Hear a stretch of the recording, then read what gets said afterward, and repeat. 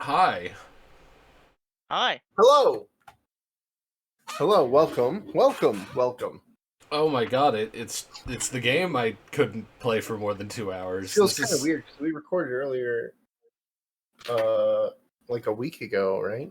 mhm. Yeah, it was last week. It was very recently. But man, And This is the weirdest brand of Pokemon we've ever played. indeed. I we think have that played. go on. Oh no, I was gonna let you finish your thing. I was going to say Man, this is starting off great. yeah, I know, right? Do you want to I That's restart? No, it's fine. This is good. This is that's amazing. perfect. That's what you were This gonna is say. perfectly fine.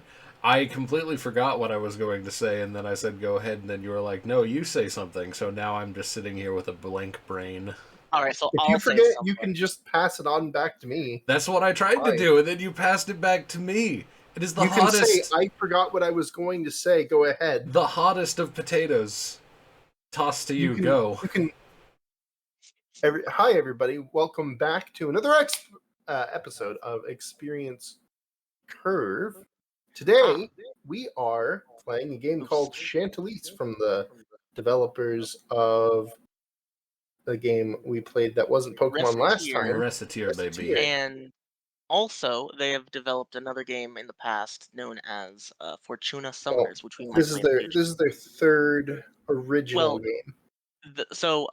this is important for the lore. So in America, Recettear was released first. Then came Chantelise. In Mhm. Japan, Chantelise came first. Then came Recettear. Are you sure? I thought it was. Yes. This is the third Interesting. game. The Okay, so third this one is is the. Fortuna Summoners. Interesting, So interesting. this is Oh, god the. dang it. My door Wait, the isn't shut. third game is Fortuna Summoners. Are you Yes. sure? I'll look it up. I don't think that. I mean, that doesn't sound right to me. But Fortuna Summoners, September 10th, 2008. Chantelise was 2006. And then Recettear is 2007. So yes, it goes Chantelise, Recettear, and then Fortuna Summoners. oh, okay. Wow, Well, how about that? they really did a better job with Recettear. That's amazing. They're So really different games. They are, yeah, so yes. Fortuna Summoner is also a completely different game. But I guess let's go ahead and talk about really quick. What are all these arrows on screen? What the fuck? We are doing a boost. What's a boost? So we've come up with this idea, or came up with this idea rather, giggity, a long time ago. So basically, the idea of a boost is we do a shorter game. Not like a long play game like we do with Pokemon or like other things. Technically, I believe Recettear was the first boost that we did, but we were still trying to get our act together and make pretty nice things. Well, So I think Recettear was a bit longer.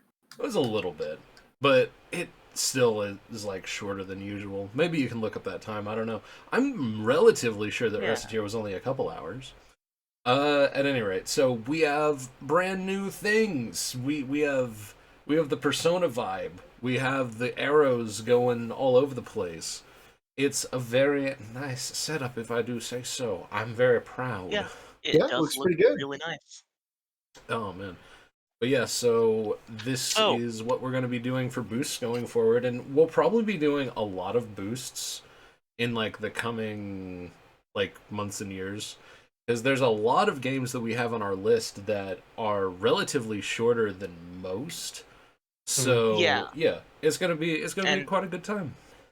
currently what we're saying as tentatively the cutoff is the game's average playtime is less than or equal to 20 hours. However, Dosha played Chantelise for 40 because 20 of that he fished.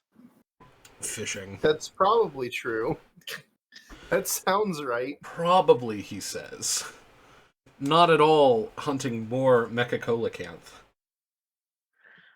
I went through this game first. I beat the game before the other two started it, and I didn't find fishing. I didn't realize it was a thing. And then Dosha found it, and it found him. Man, can we just like sit here and talk about how cool coelacanth are? Like the real I did life fish, the most of the coelacanth. game. Like they're I think super deep sea fish that are just like living fossils. They're so neat. They're just so slow and long-lived. They are wicked meat animals. Feel free to keep talking about it. I need to go do something. Goodbye. Like, look at this. Look at this dude. Look at this bro. He's just minding his own business. He hasn't changed since the fucking, like, time of the dinosaurs. He's just existed there, slowly, slowly staying the exact same where everything is evolving around it. Love Coelacanth. They are cool as heck. Look at that nonsense. But anyway. So I guess while Dosha is taking a small step away, I will give a little bit of history for the game. So like I said, this game came out in America second in the franchise's lore, or the franchise's franchise. Um, the people who made this game in English was Carpe Fulgur, or and the people who made this game originally, Easy Game Station or Easy Game Works, something like Yep. that. Yep. Um, so Recettear is a game where you play as a character who runs an item shop. Chantelise, you play as a character who goes to the dungeons to sell things to the item shop and also rip your hair out because the fucking bosses are hard. Yep. Um, I. uh, Furry Uh, was not joking. He could not get past the second boss. okay, so here's what happened, and I guess I might as well just get this out of the way now. This game really, really rubbed me the wrong way. Like, don't get me wrong, the aesthetic is cute. I love the dialogue. I went back and I watched footage of the game proper, just so I could like see the fun dialogue because it's very well written, just like Chantelise was, and it's very funny. But man, the actual gameplay of this game, even though the fighting isn't so bad, there are a lot of mechanics in this game that to me personally just drove me fucking insane. I hated playing like this game for the most part. It was really eye-opening when I realized that like what was it? The lock-on feature could be a little bit helpful. But oh man, I think we should So probably talk about what the game is before I actually get yeah, into yeah, that's what I was about to get why into. I despised it Um, so much. So think of this game, and I know Curry is going to immediately hate me for saying this. Think of this game like Ocarina of Time. No, It's that same kind Dosha of is the one who has that. it's got that same kind of style and that feel. It's like you can see kind of in the gameplay here. The main gimmick of this game, the driving force, is the spell system. Every enemy you hit has a chance of dropping one of four different colored crystals: brown, which is earth; red, which is fire; blue, which is water; and red, which is fire. Depending on how you combine those, you can make very interesting spells. For example, normal red, shoot a fireball. Red plus red, shoot an exploding fireball. Red plus blue, shoot a two fireballs or something like that. I don't know, but there's a lot of different fun combinations you can do, Yep. and it's a unique gimmick that can keep you going. However, one big thing is you get hit a lot in this game. Hmm. Until you get past the crab boss, you don't unlock the spell that says heal, One which is moment. 3 blue. One moment. May I interrupt you? You may interrupt. Crab battle. Okay, you're good. All right, thank you. So after you beat the crab, you get to unlock the spells that give you 3, and you get to heal. Until that point, you will be hearing the same noise you hear in Pokemon when your HP is low God, no, all the no, it's time. worse because like in Pokemon, the fucking weak or the low HP warning noise is actually like it's really more standable. It's doo doo doo doo doo doo doo doo. It's like it's bassy, and even though it does do what it sets out to do, and it is like a good warning sign. However, in or not Recettear, excuse me, in Chantelise, oh my god, it's like 1,000 wasps drilling into your brain all at once. I might be hamming this up slightly, but man, the biggest revelation I had when playing this game was that muting the entire game aside from the dialogue, like just turning the sliders to full zero, was a more pleasant experience because I realized that not only is the warning sound really irritating and like gratingly like repetitive and unpleasant, the music is also looped at a really, really short loop. Like the songs in this No, game, I think are like not all of in it. the neighborhood of like, well, the majority of songs like in the at least the beginner dungeons are like It's like I am the moderately sure they are 10-second loops. I'm not even kidding, and I'm just sitting here like turning off the volume for the game was so much more pleasant. Like no, I I was mean like astonished at how like it was. the only one you're talking about though is the first half of the lava dungeon, Yeah, which is admittedly that track's annoying, but where I spent like an hour and a there are a half of few my others, life beating my head into the wall. Yes. and I don't think the music is particularly stand out regardless. So Yeah. I guess you don't really lose anything for turning it off. But No. Yeah.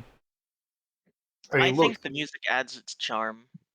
I think it's got its own charm to it. I just think that it's not particularly impressive. I can't stand it. Like on a deep level, I could not stand it. I think you just didn't So, listen to enough of it. I so listened to up until the second thing, so that is quite possible. But like, man, mhm. it would have to take a drastic turn. So All the way to the really quick, volcanic crab. yeah, all the way to the volcanic crab. Really I quick, Third since of it the is way that currently back. on fucking crap. screen, I think it's relevant to talk about the intro of the story. The first thing is there's a big red moon in the sky, and Uh it oh, you says mean on that screen there's now? I'm sorry, I thought you meant yeah, Switch. Whoops. yeah, it's already on screen. Yeah. No, yeah, there's a big red moon in the sky, and you're hearing a story about a witch who, like, for some reason turns people into fairies, and then you find your sister who has become a fairy. Go fix it. So Damn. your goal in this entire Excuse game me. is to go find the Oh witch. my god. That is the driving force of the plot. Go Find find the the witch, bitch. return your sister to being a not fairy who and return your sister to being someone who doesn't want to kick shins in, please. Uh No, no, that part about her is endearing. Okay. The part endearing. Yeah, about her okay, true it character is. that the unsubtle violence is endearing. Quote Yeah, Garrett. yeah, Chante's lines are all just great. Yeah, just everything she says. She has Also, two that's modes. important. She is either passive aggressive or cute. She's She either is a passive aggressive spunky. or aggressive aggressive. Oppressive aggressive. I like that. Can we? Can Aggressive. I get a tattoo of that? I am oppressive aggressive. I said aggressive aggressive, but that Oh my works too. god. So this is one important thing. Just like in Recettear, the name of the game is the name of the two characters combined. Recette and Tear, Shanta and Elise. In this game, Shanta is the fairy, Elise is the girl. Um, so we start off in this little area where the game actually does look really well designed. Oh, And this is Yeah. important, this was designed by two people. Like, okay, I do feel like I need. I have talked a lot of shit about this game thus far. I do feel the need to point this out. Aesthetically, the game is very nice. I like it quite a bit. The design of the characters is fun. it's got a A little really, bit generic, admittedly, but it's got it's an totally art fine. style that really stands out Yeah, among Yeah. another anime art styles. and it has like, especially when you consider when this game was made, the actual like look of it is very nice and very fitting. Realistically, the only problem I had with the game was the gameplay, not the dialogue, not the story, not the character designs, not anything like that. So, I'm not trying to say, like, oh, this is garbage 100% of the time. I'm just saying, like, the mechanics of this game are maddening to me personally. So, do keep that in mind as I proceed to say, my god, I really had a bad time with this game. Mhm. Okay, so I did want to preface real quick. I was misremembering. It wasn't made by two people. It was translated by two people. Yeah. Okay, so you get this fairy who is being very passive aggressive with everything, and you get these really cute sprites. Like the overworld sprites of your characters when you're fighting is really well designed. Yeah. It's very much like Recettear. Like, you can tell they Yeah. immediately just took all of this and were like, Oh put yeah, all like a into lot another of the game. enemies in well, okay, so this game came before Recettear, so Recettear took a lot of things from this. Yeah, that's what I meant. If I Yeah. misspoke, yeah. So now we talk about the most frustrating thing about the game, the controls.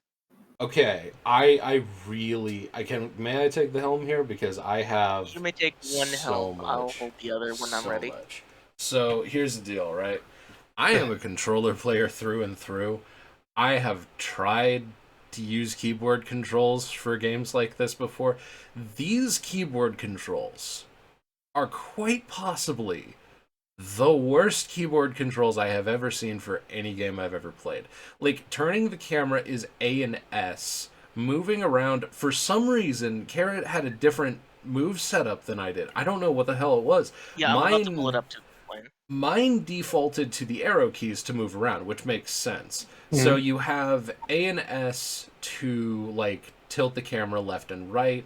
You have W to interact with shit, and then you have ZXC.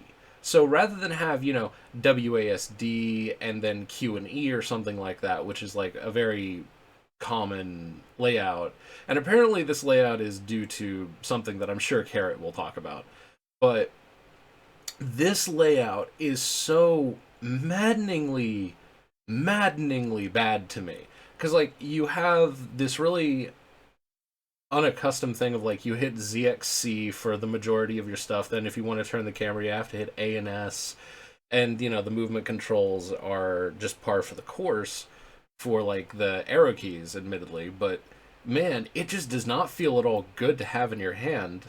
Then you try the controller setup, and it's like 1,000 times better. It's way more like user friendly. It's organized very simply. Like, you have a very clear understanding of what button you need to hit and where. There's no question of like what you do while you're using the controller.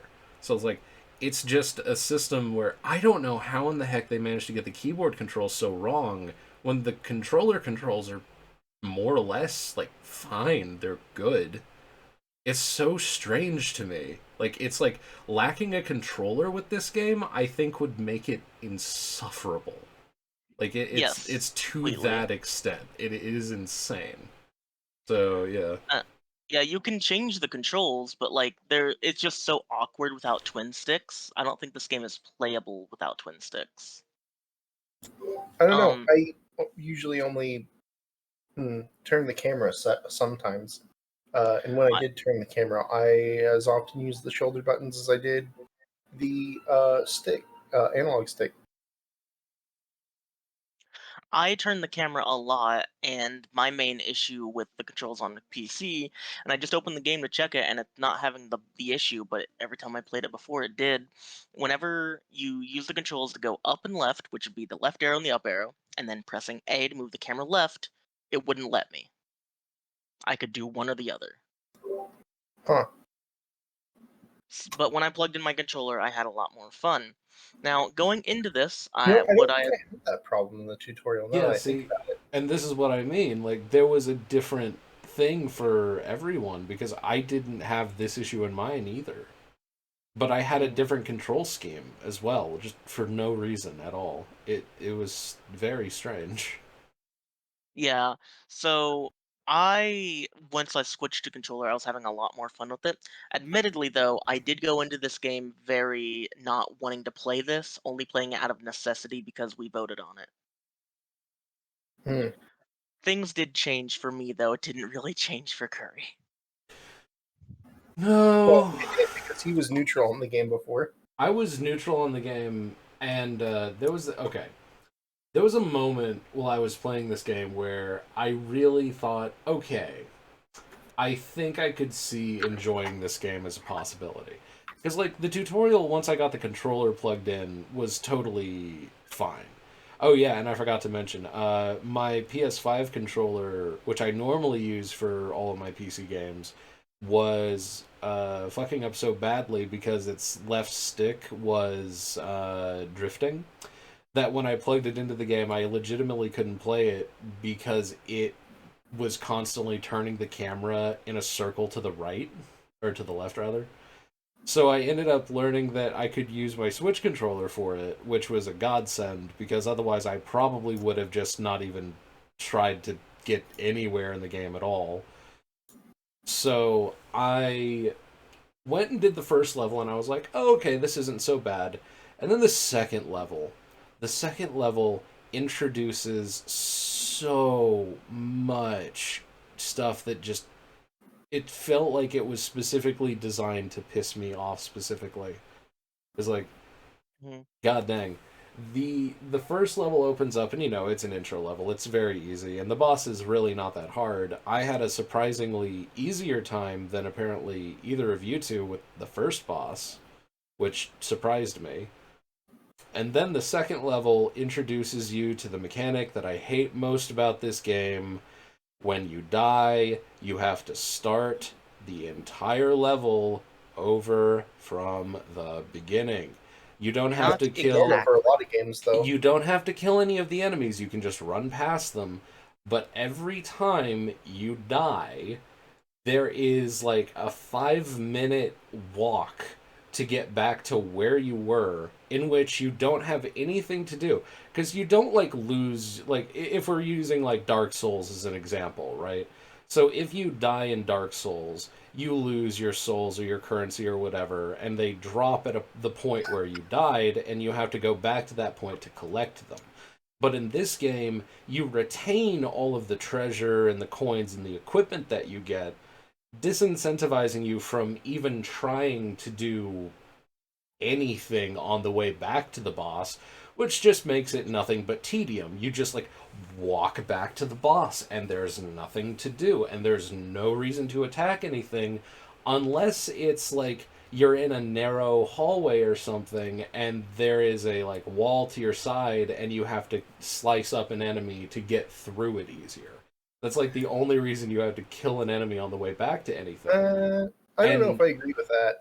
and 'Cause like you can pick up magic crystals you can get on the way magic there by crystals, beating up enemies. but you can also just get magic crystals like on the same level that you need to get to, or like the level right before the boss. There's no reason to do Probably. it. Well, I mean, that's still on the way to the boss, The is it main not? Yeah, but reason to like the do it room is before the like boss. small packs of enemies that are easier to kill than the others, like killing a pack of slimes versus killing a pack of bees. Hmm. Yeah. So it's like you can pick and choose, admittedly, but it's still just like this mind-numbingly tedious walk back to wherever it Wait, was. hold on. It wouldn't be a pack of bees. It'd be a swarm of bees, right? It would be a pod of bees. I It would see. be a Okay, murder of fair enough. bees. A pod. Oh, and they're also not bees; they're hornets. So a pod of hornets. Are they hornets? I have a feeling that they're hornets or wasps and not bees. I mean, if you kill enough of them, they eventually drop honey. I mean, a lot of wasps produce honey actually, but maybe they're meant to be bees. Okay, I hold don't on. know. I have no Dosha, are you idea. really going to question that when you're getting like a big whale in a local lake? That's normal. All You're right. There's a you're That's reason that, normal, he says. look. you're There's a reason that fishing, that whaling is illegal in Oklahoma. It's because you can do it. yeah, you He's can got a go point. after the Oklahoma sky whales. Oh So, man. I mean, what's funny is this game does have sky whales. But yeah, it does. So, okay, anyway, back to my soapbox, good lord.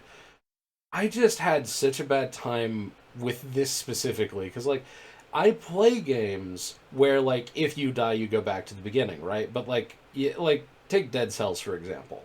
You go as far as you can with Dead Cells and then you reset and you do it over again, right? And it's the same with Binding of Isaac. You get as many different items as you can and you go forward and try to get past where you were before, or, whatever have you. The difference between those two games and Chantelise is it's a randomized system. So like the most randomization you get in Chantelise is like what gems drop from enemies, and if you get like a healing item from an enemy, which you have to use right there and you can't hold on to. Meanwhile, with like Dead Cells and Binding of Isaac, you get a bunch of different items that are possible to drop, and you make a build with them that is different every time you go. thus retaining entertainment value because you're crafting something new even after a loss. With this, it's literally just all walk straight Well, forward. Maybe you kill enemies to get gems if you're going to a well, boss room or something. And it's just tedium otherwise. I you ridiculously you hate this. you can unlock chests that you know that are there, and you can also get other jobs that you can sell. That's what Yeah. Dosha did. Yeah, like you can Usually, get if I that. go back through the level and I knew that what the secret was to get the free chest, I would usually do it, and that's how I got so much money, Well, with yeah, which I used to buy more HP. but then it's that same thing of like I go back to get to the crab, right? Oh god, the crab, Volcanic crab. volcanic crab. I rage quit the crab because I couldn't do it.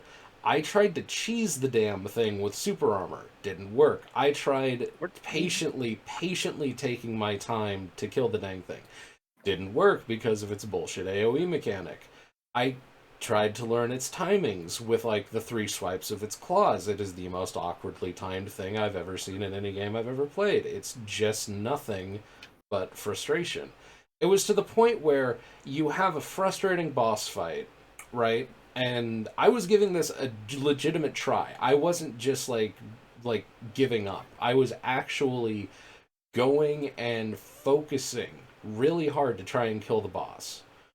And then once you kill the boss, you basically, or sorry, once the boss kills you, you just have to go back to the town and go back to it over and over and over and over and over and over again. And Yeah, it's it'd be just nice if there was a checkpoint system that yes, worked for the game. yes, They have Yeah. that practice run section, which is sort of more like a time trial for a particular level, but fuck this crab. that doesn't count for story missions. So if you Yeah, succeed in those, they don't count for the purposes of story progression. You have to do that Yeah. through story mode, which means starting at the beginning of the dungeon. Now, sometimes it's nice to be able to um, use the story mode. There's a number of reasons why. Just because you can move freely between maps, and it also lets you change out your equipment in the middle of it. So it's more like a marathon type thing. Sometimes that's nice, but overall, I just, yeah, a lot of times you die to the boss. You just want to get back to the boss. yeah, exactly. Mhm. Carrot, can you do me a favor and zoom in on his dumb little face? You don't like his face? Look at his dumb little face. Look at What? this It's a crab. dude. Look at Look at this this dude. look at this fucking mistake of nature. Look at this insanely punchable, killable animal. I want to rip it apart and eat it with some butter. I really genuinely dislike this boss. It would give you heartburn. It would, wouldn't it? Because it's a lava crab. Well, wait, does that just mean it's pre-cooked? How do you cook something that lives in lava?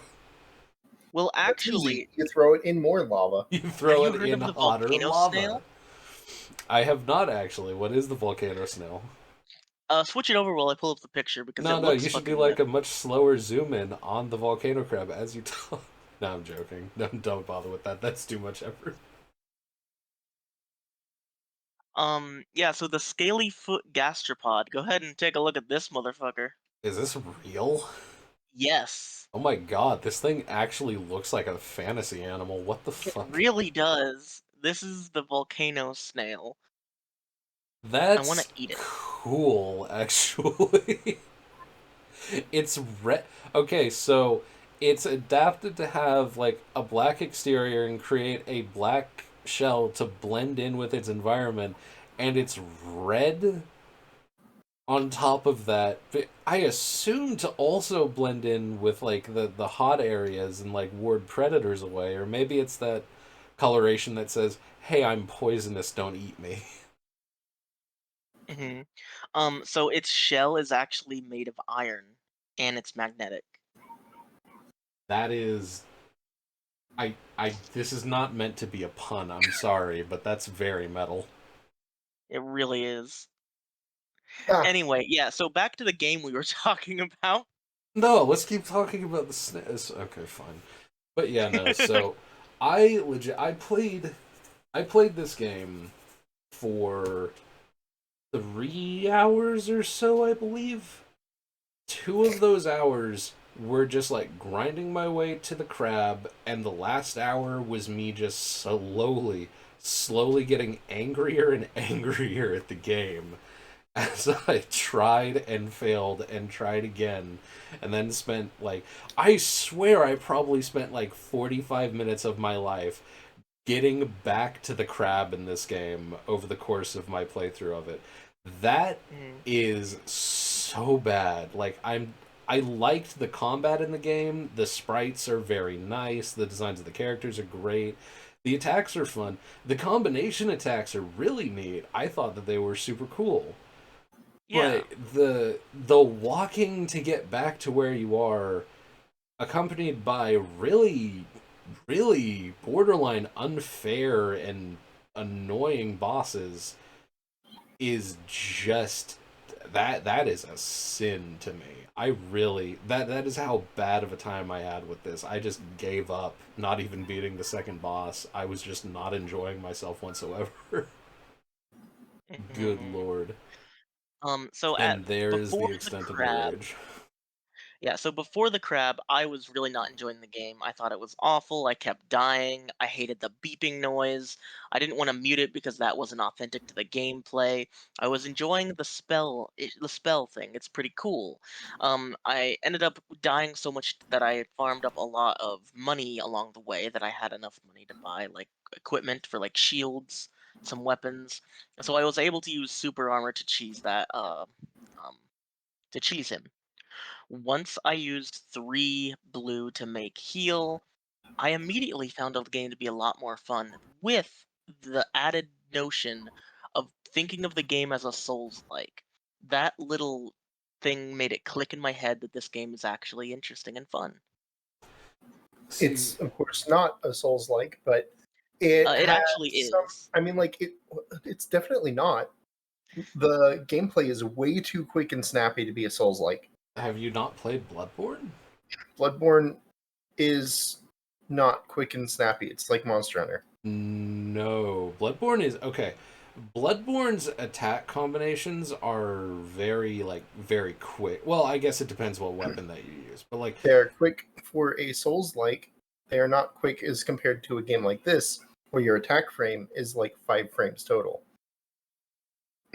I would say If somebody that took if somebody took the main character in Bloodborne and dropped them into Super Smash Brothers, would they be able to hit anybody?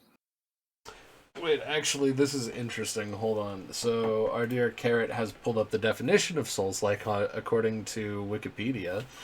A Souls-like is a subgenre of action role-playing and action-adventure games known for high levels of difficulty and an emphasis on environmental storytelling, typically in a dark fantasy setting. So, that's way more vague than I would. That's incredibly vague. Yeah, Is that that's why like I'm the adding some extra official? specific Is that things to it. like It means like Dark Souls, which would mean like Demon Souls, which would mean slow combat, high difficulty, usually winding maps. slow combat is not truly a thing? Because like slow combat Slow would mean combat like is truly a thing. What do you mean? not for like more modern ones. Maybe it's for like Demon Souls and the first Dark Souls, but starting with like Dark Souls or Dark Souls 2 and No, all 3 Dark and Souls. especially What are you talking about? Bloodborne, Elden Ring has the same slow combat that the rest of them have. you have a lot of action in that. Are you talking about like slow to attack, like predictive Yes, attacking? I'm talking about frame rate. You're talking about frame rate, but like that's not the thing you mean. What That about is frame data? what. Or yeah, I'm talking about frame data. I'm talking about how many frames does it take from when you start the attack to when the attack finishes. Okay, How much delay is there in there? because like there's a lot more action in these games. In Like this game, it's like the 2 to 5 way that you're frames. wording it makes it sound like you mean that it's very slow combatively. You're saying that you have a limited frame, like No, that I'm you talking a about the limited amount of attack frames that speed you is can slow. attack. Basically, you have a short Here's period to attack in a I'm not saying the combat is slow. I'm saying the yeah attacking is slow. yeah. That's a better way to say it. I would say. But yeah. what I was Never mind. Well, actually, maybe it's slow is just not the correct word in It is general. slow. This right here is what he's talking about. How, like, for in Smash, the frame data for this attack takes so many frames. Yeah. I mean, even in Elden Ring, they have this kind of stuff. It doesn't change between Souls-like games. They have this even in ones that are outside of the Soulsborne wheelhouse. Like, what is it called? I've been stalling because I can't. Code Vein. There we go. Code Vein has the same kind of slow attack animations that normal Dark Souls do. And that would be definitely a Souls-like. I don't think anybody disagrees that that's a Souls-like. I don't know that like slow attack animations are a necessity of a Souls-like though. I think Definitely that it is like predicting your attack and like having a very short window between like enemy movements that you can attack through, that totally makes sense to me as fitting in the definition of a Souls-like. But I don't think slow attacks necessarily have to enter into it. Because it's yeah, they like have to you because can. of exactly with causing these small windows. Because if you attack, you need to be able to get punished if you're doing it wrong. You mean you have a limited space of time for which Yeah, you so if you can miss the attack. frames where you miss, you have a chance of getting hit. Yeah. But that doesn't necessarily mean the attacks are slow. That just means you have But a limited amount of time that you can attack That's just in. that's part of the frame data for the attacks. So yes, does mean the that's just attacks are the slow. verbiage I for frame don't data. think that like slow attacks that does not communicate the meaning whatsoever. I do not like that as any kind of a terminology. That makes no sense to me. Maybe it's just how you're thinking about it. I don't know. Like if you have an attack that like hits very quickly but you only have a few seconds like that you are open to use that attack without retaliation, that calling that a slow attack doesn't make any sense to me. Because like if you're saying that you have a moment of time where you have this opening to attack, then that makes sense. Like if you're saying I have a limited opening to deal damage at this exact point with so many frames, that makes sense. But Why calling that use a when few word do trick? but like calling that a slow attack doesn't seem descriptive at all. Okay, it is an attack animation, and it takes a long time to have happen. Therefore, it's slow. Slow attack. I don't Easy. Like I don't see it at all. comparing a Monster Hunter great sword to a Monster Hunter dagger. Well, yeah, they're both going to be, but even the daggers are slow compared to games like, other action games. That's one of the things that separates something like a Dark Souls game from something like a Devil May Cry game or like a Final Fight game. Okay, are you referring to like the wind up of an attack as well? Well, Like it's the wind up, the anticipation. damage, and the follow through. Yeah. Yeah, everything you press the attack button, The everything that whole happens thing. after that before you can do another action. The entire attack animation, yes. I still don't feel like that should be called slow attack. That makes no sense. That's just how it's But it is with the slow. verbiage with all the regardless, we understand what it means. Yeah, like I understand what you mean. I'm more or less just arguing the semantic of calling it a slow attack doesn't seem fitting at all, and it doesn't like get across the meaning of what it is. There's also the fact that the map design doesn't really match a Souls like either. I mean, I feel like that's kind of splitty. Well, I think we can be pretty specific about a genre that says to be like a Souls game. Kind of like how we can be very specific about roguelikes as opposed to roguelites. So the only difference between like okay, modern Monster Hunter games are like open world or not open world. You have a sandbox map, but you can go anywhere in that map during the fight. In older Monster Hunter games, you have like different load zones.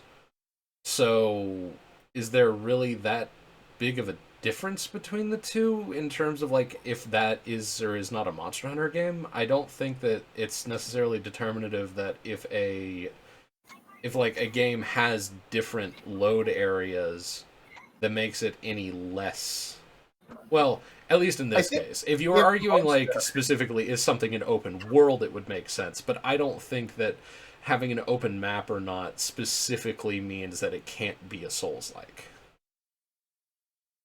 I mean, I would think that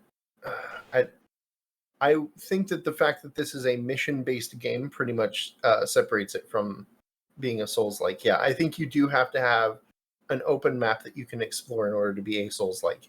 I don't know if that's This is a necessarily. mission-based structure. It's very linear, which I mean, it's fine, but it's not a Souls. It's not something that Souls games do. I I mean, mean, well, I'm going to still call it a Souls-like. One thing that I just thought of that I never really considered before that I find pretty interesting. So Chantelise came out before Demon Souls. Yep. oh, really? That's interesting. Okay. What is that interesting? You do know that the year 2000 was before Yeah, no. I'm like like 2013. I have No, it's seen so 2006 to many people 2009. I've seen so many Oh, it was people 2009. refer Okay. to this as a Souls like is what I mean by Okay. interesting. So yeah, it precedes it and yet people still refer to it as a Souls like. That's fascinating. Well, I mean, because it's true. Well, in I America, it came out after the Demon Souls. Yeah, still though. did. Well, It is a In odd little in thing. America, wait, what are we Demon Souls talking about? came I'm out in confused. October 6, 2009, and in America, Chantelise came out in July 29th, 2011. Well, yeah, but the game's been around for longer than that. Oh yes, but most of the American audience wouldn't really know that at the time. Yeah.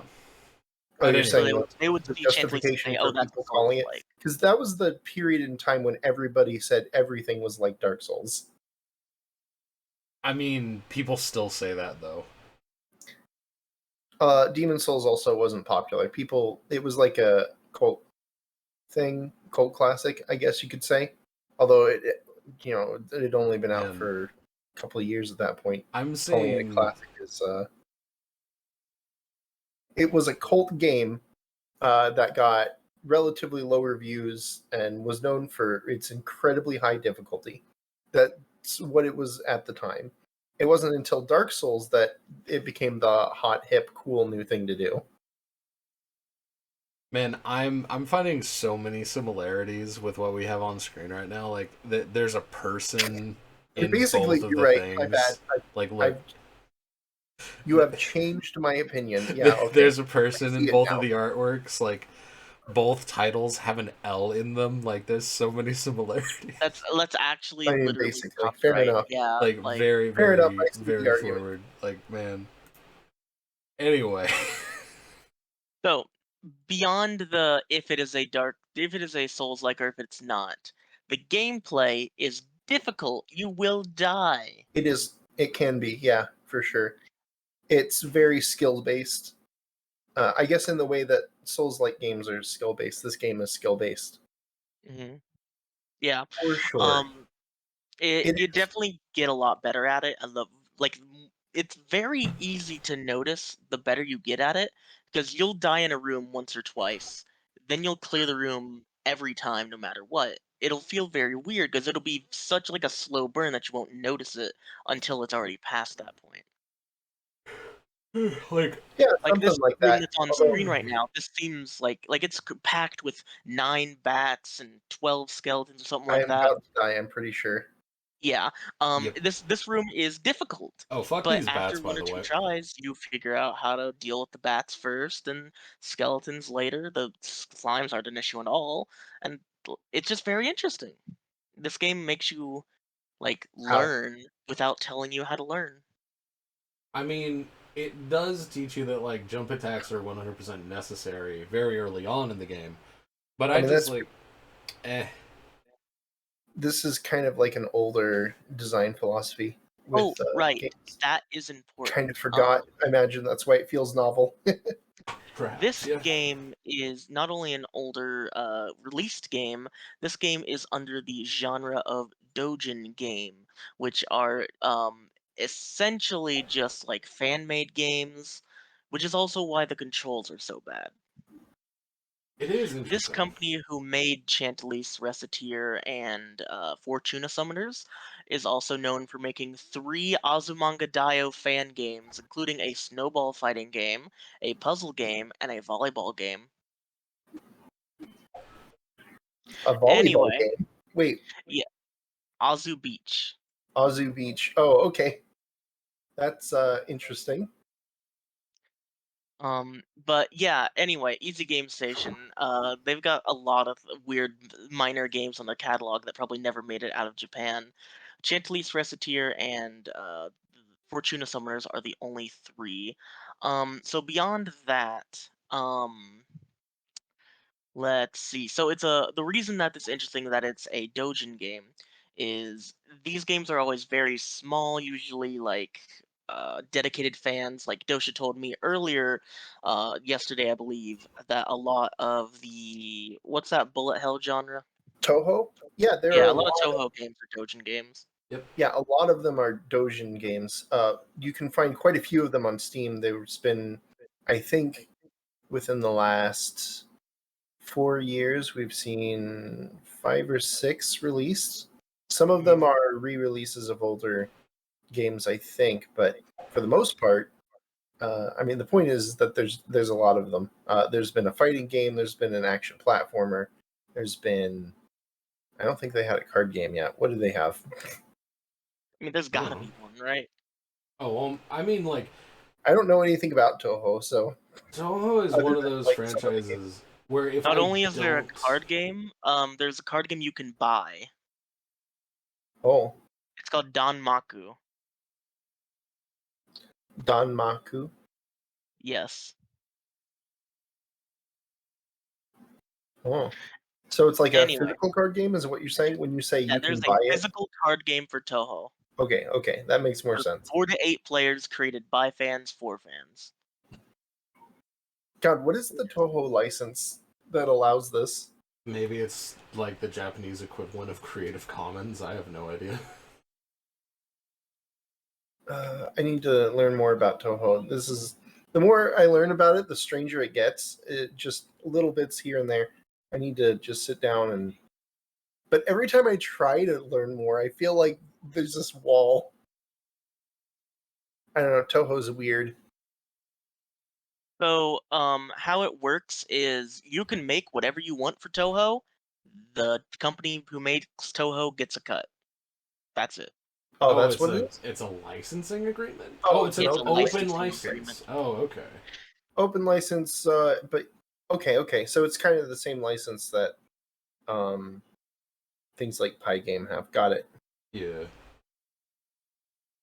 You use their tools. You have to pay a little bit, but you can use them. Got it. Yeah, Easy. you have to Fair enough. follow some. He actually has a whole list of rules you have to follow if you're going to make fan games. Mm. I mean, also That's fair. interesting. Like, I remember the reason I bring up Creative Commons is because, like, I'm a big fan of the SCP Foundation. It's this super cool. For those of you who don't know, it's basically like a public writing project wherein you have to create fictionalized governmental documents of a anomalous or otherwise supernatural like object or being or occurrence and Wait, how it is contained. So it's like oh, actually that's exactly what I was going to bring up. So there is this one exception to the Creative Commons license that SCP has cuz like basically the idea of it is you make an SCP, if it's approved, you put it up onto the Wikia and anyone can read it and it's full public access. So people can make fan art of it, or if people want to make like art or books or films or short films, there's a ton of different things. But there was exactly one SCP that was different than all of them, and it was the first one ever made, which was this one, which is affectionately referred to as Peanut. Yeah, that's what I had to Google to remember it because I couldn't remember its name. 173. Yeah, SCP-173. Basically, this was art that was made by an artist or a sculptor. I forget which one it is, but he said, "Yes, you can use this. However, I do not want this spread around under Creative Commons." So the exception to the SCP Creative Commons license until recently was Peanut. They decided, I think, like earlier this year or late last year. I can't It was remember what late it last year was. after the whole lawsuit in Germany. Yeah, it was so strange. But situations changed, and they were like, okay, we're just going to take down this thing. And, people can make their own reimaginings of Peanut, and it's Same totally story, just fine. have to change the picture, not use the actual original source. Yeah, and it's super easy to, like, explain SCP-173 because it's a cement statue. It's a cement statue that if you look away from it for too long, it will snap your neck. Like, if it's not being looked at, it can move freely and very quickly, and it's very dangerous and murderous to anything that's living nearby it. That's But very, look at very this cute. peanut, though. So, Look like, at this peanut, though. the actual idea of the SCP can be changed around, and like you could make any number of versions of Peanut with that like description, right? It just has to be a cement statue that has some markings on it, and then its supernatural properties, come kind of secondary to the design in this instance, I suppose. Because it's just a So, still statue. It doesn't really matter what it looks like as long as it fits the description. so But are they yeah, changing peanut for the Unreal Engine version of Containment Breach? they already did, actually. Hmm. I believe that there is a different version of it that has like wireframe legs or like a wireframe dress below it. I can't remember. It's been a while. But like Hmm. Creative Commons stuff and open license stuff is really neat. Like I love the idea of it. So yeah, it's cool. I wish that more game companies would do stuff like that. And that does make me want to know more about Toho just because of how open it is. Yeah, I'll have to look into the whole like why like this whole rules. We'll have to look at this later because I'm very interested to see his rules for Toho fan games. But that's for later. Anyway, Back back to the game we're to on top back to about. Toho fan game So Chantelise.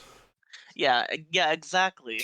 Uh, so this we were talking about this being a Dojin game, so I guess we could talk. Let's see what's next. Oh, you know what? Here's a quick aside. What the fuck is she holding as a weapon?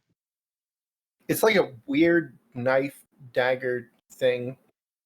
It looks like an Spearhead. enlarged spearhead with a sword grip on it. It's one of the more unique fantasy weapons I've ever seen. Strangely enough, it's just Yeah, like I like couldn't find anything about it.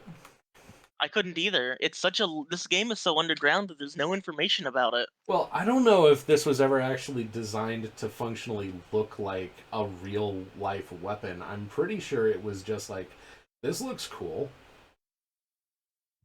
I mean, they were very matter of fact with a lot of the things in the game. They spent like how many fish are in this game? Like 100? There's a lot. There's a lot of fish. There's a And lot, a then you lot of get fish. this thing as a weapon. Like what is I don't know. What Anyway, if, for that matter of fact, when you have the mecha coelacanth or coelacanth, there we Or go. like a pre-wrapped salmon. okay, Pre-wrapped but that's salmon. funny though.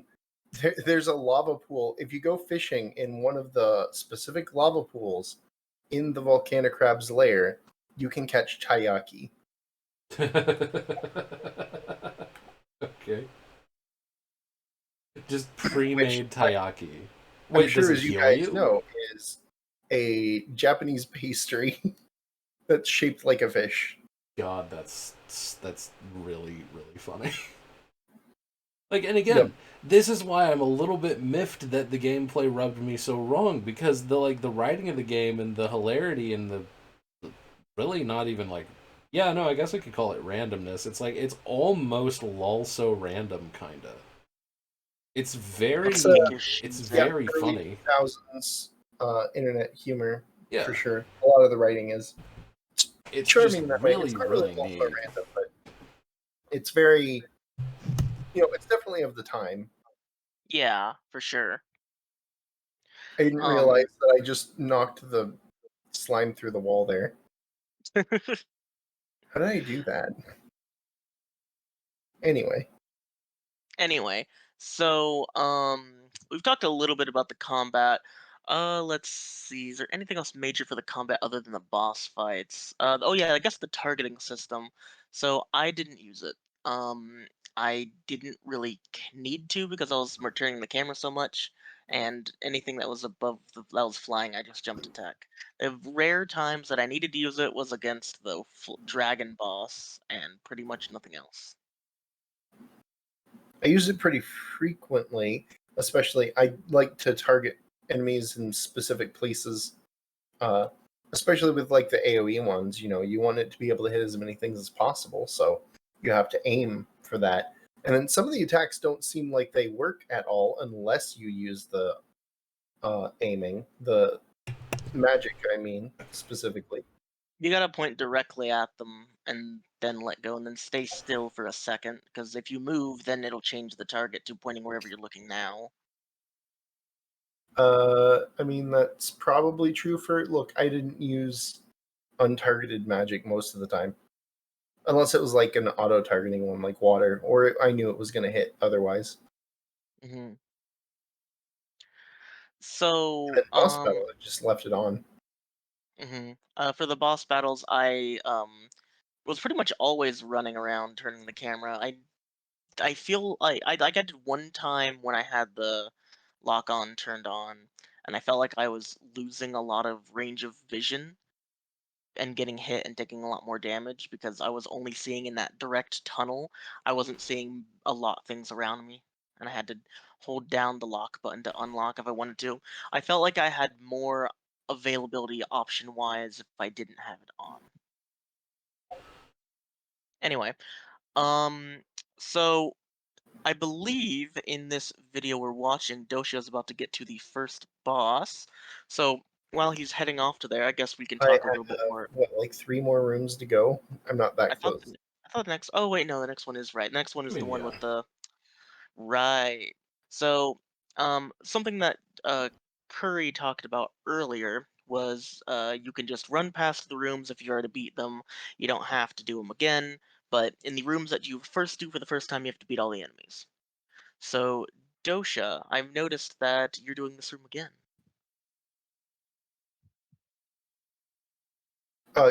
Sorry, what was it? I I was have doing. noticed that you were doing this room again. Yeah, I don't remember if. Uh, I don't know. I probably just wanted stuff. I wanted Fair enough. money for that pheromone, for that sweet, sweet pheromone. Yeah, so that is something we could talk about. So the shop, you can buy some various things, and just like in Recettear, whenever you sell something, the price changes. Whenever you buy something, the price Mm, changes. The main thing of note is Pheromone, which raises your max HP. You buy one, it basically doubles in price. yeah, pretty much every time. My ones that I have right now are, I believe, worth 160,000 of the in-game currency.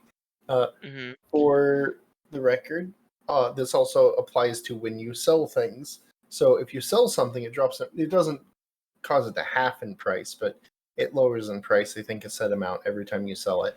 So I think the first time you sell, let's use the thankful statue as an example. I think the first time initial sale is something like 2,000, and then That by seems the end of the pretty game, I think I was selling it for 112. I managed to actually get it worth less than the unthankful statue, which is literally just a broken thankful statue.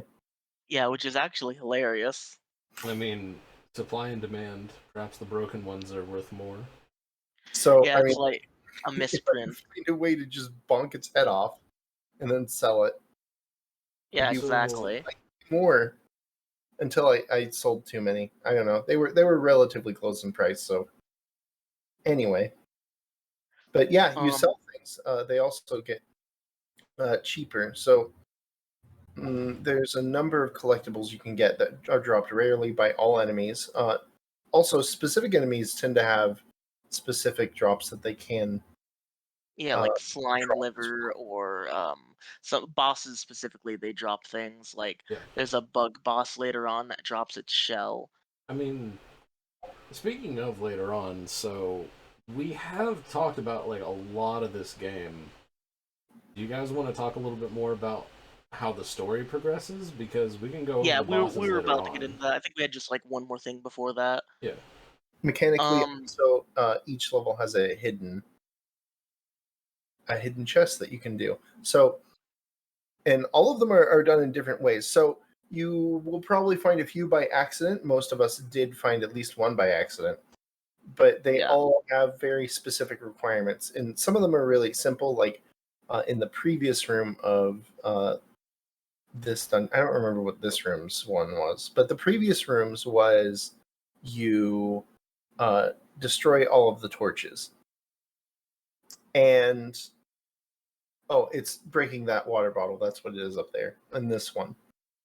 But some of them are like you have to run a circle around the entire map and then go back, or you have to do things in a very specific order, or you have to run to to the beat end the without map in fighting 30 any enemies. seconds. Yeah, one And of them one is you thing, have to get hit by 4 different elements during the fight. yeah, so one thing that's important is Dosha met an NPC that I didn't even know existed. In the main town, there's a third building you can go into, and there's a priest, and the priest says, "Hey, if you give me some of your max HP, I'll give you hints on how to get those chests." Mm-hmm. And some of Yeah, those hints are so absurdly vague You have to trade him max HP? it to get not a hints. lot. It's usually like 1 or 2. 1 to 5, That still usually. sounds like bad. Dosha bought all of them, I'm pretty sure. Oh I my didn't buy god. all of them. I solved about half of them on my own. I bought the other half, and then of the half that I bought, I had to go and look them up anyway. So if we look at the room that I was talking about, let's see. Treasure does love hiding in the dark is the hint that you would get. I think that would probably tell you to hit the torches Yeah, that's most a of pretty the pretty good one. time. If But we go like to, let's see, there's a room later on where you're in this weird like puddle, like the room is all like ankle deep water, and one second. Room is all ankle deep water and everything is pretty much just like murky water with a bunch of fish, and the hint is don't get bug guts on you. I think that one's not too bad because there's a giant bug in the middle of the stage, and the Yeah. yellow stuff on the ground is bug guts. It was either that or you don't fight any bugs. So one of those two things turned out to be the correct thing. But the one that was really obtuse is the floating gardens, which is a pretty late game area. Maybe it's in the second half of our footage, but uh, floating gardens is a floating island. It's a boss arena, and then sometimes there are other enemies, but not always for some reason. There's like a little pond, Oh, is this the one with the bat?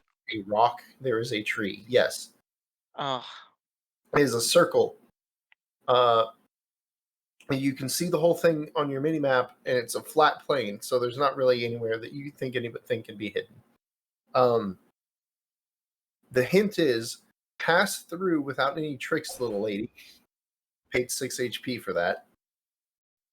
So I thought, okay, yeah. maybe what I have to do is I have to fight the boss without any quote unquote tricks. So I didn't use magic and I unequipped all of my things.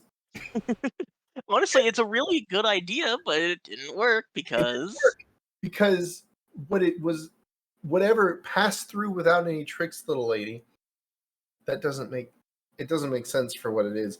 It was there is if you try to jump off part of the map, there's a little outcropping with some stairs that you have to do a platforming challenge to get to the bottom of, where there is a barrel that you have to hit. I don't understand what part of that like has to I do with think passing through without any tricks. That doesn't make any sense. I think the no tricks part is like it's not in their mind. It's not hidden because it's physically on the map at all times. I guess, but they don't have that type of hint for other ones, I don't think. Like if I go to which one is it? Is it the volcano? Yeah, that one. Let's see.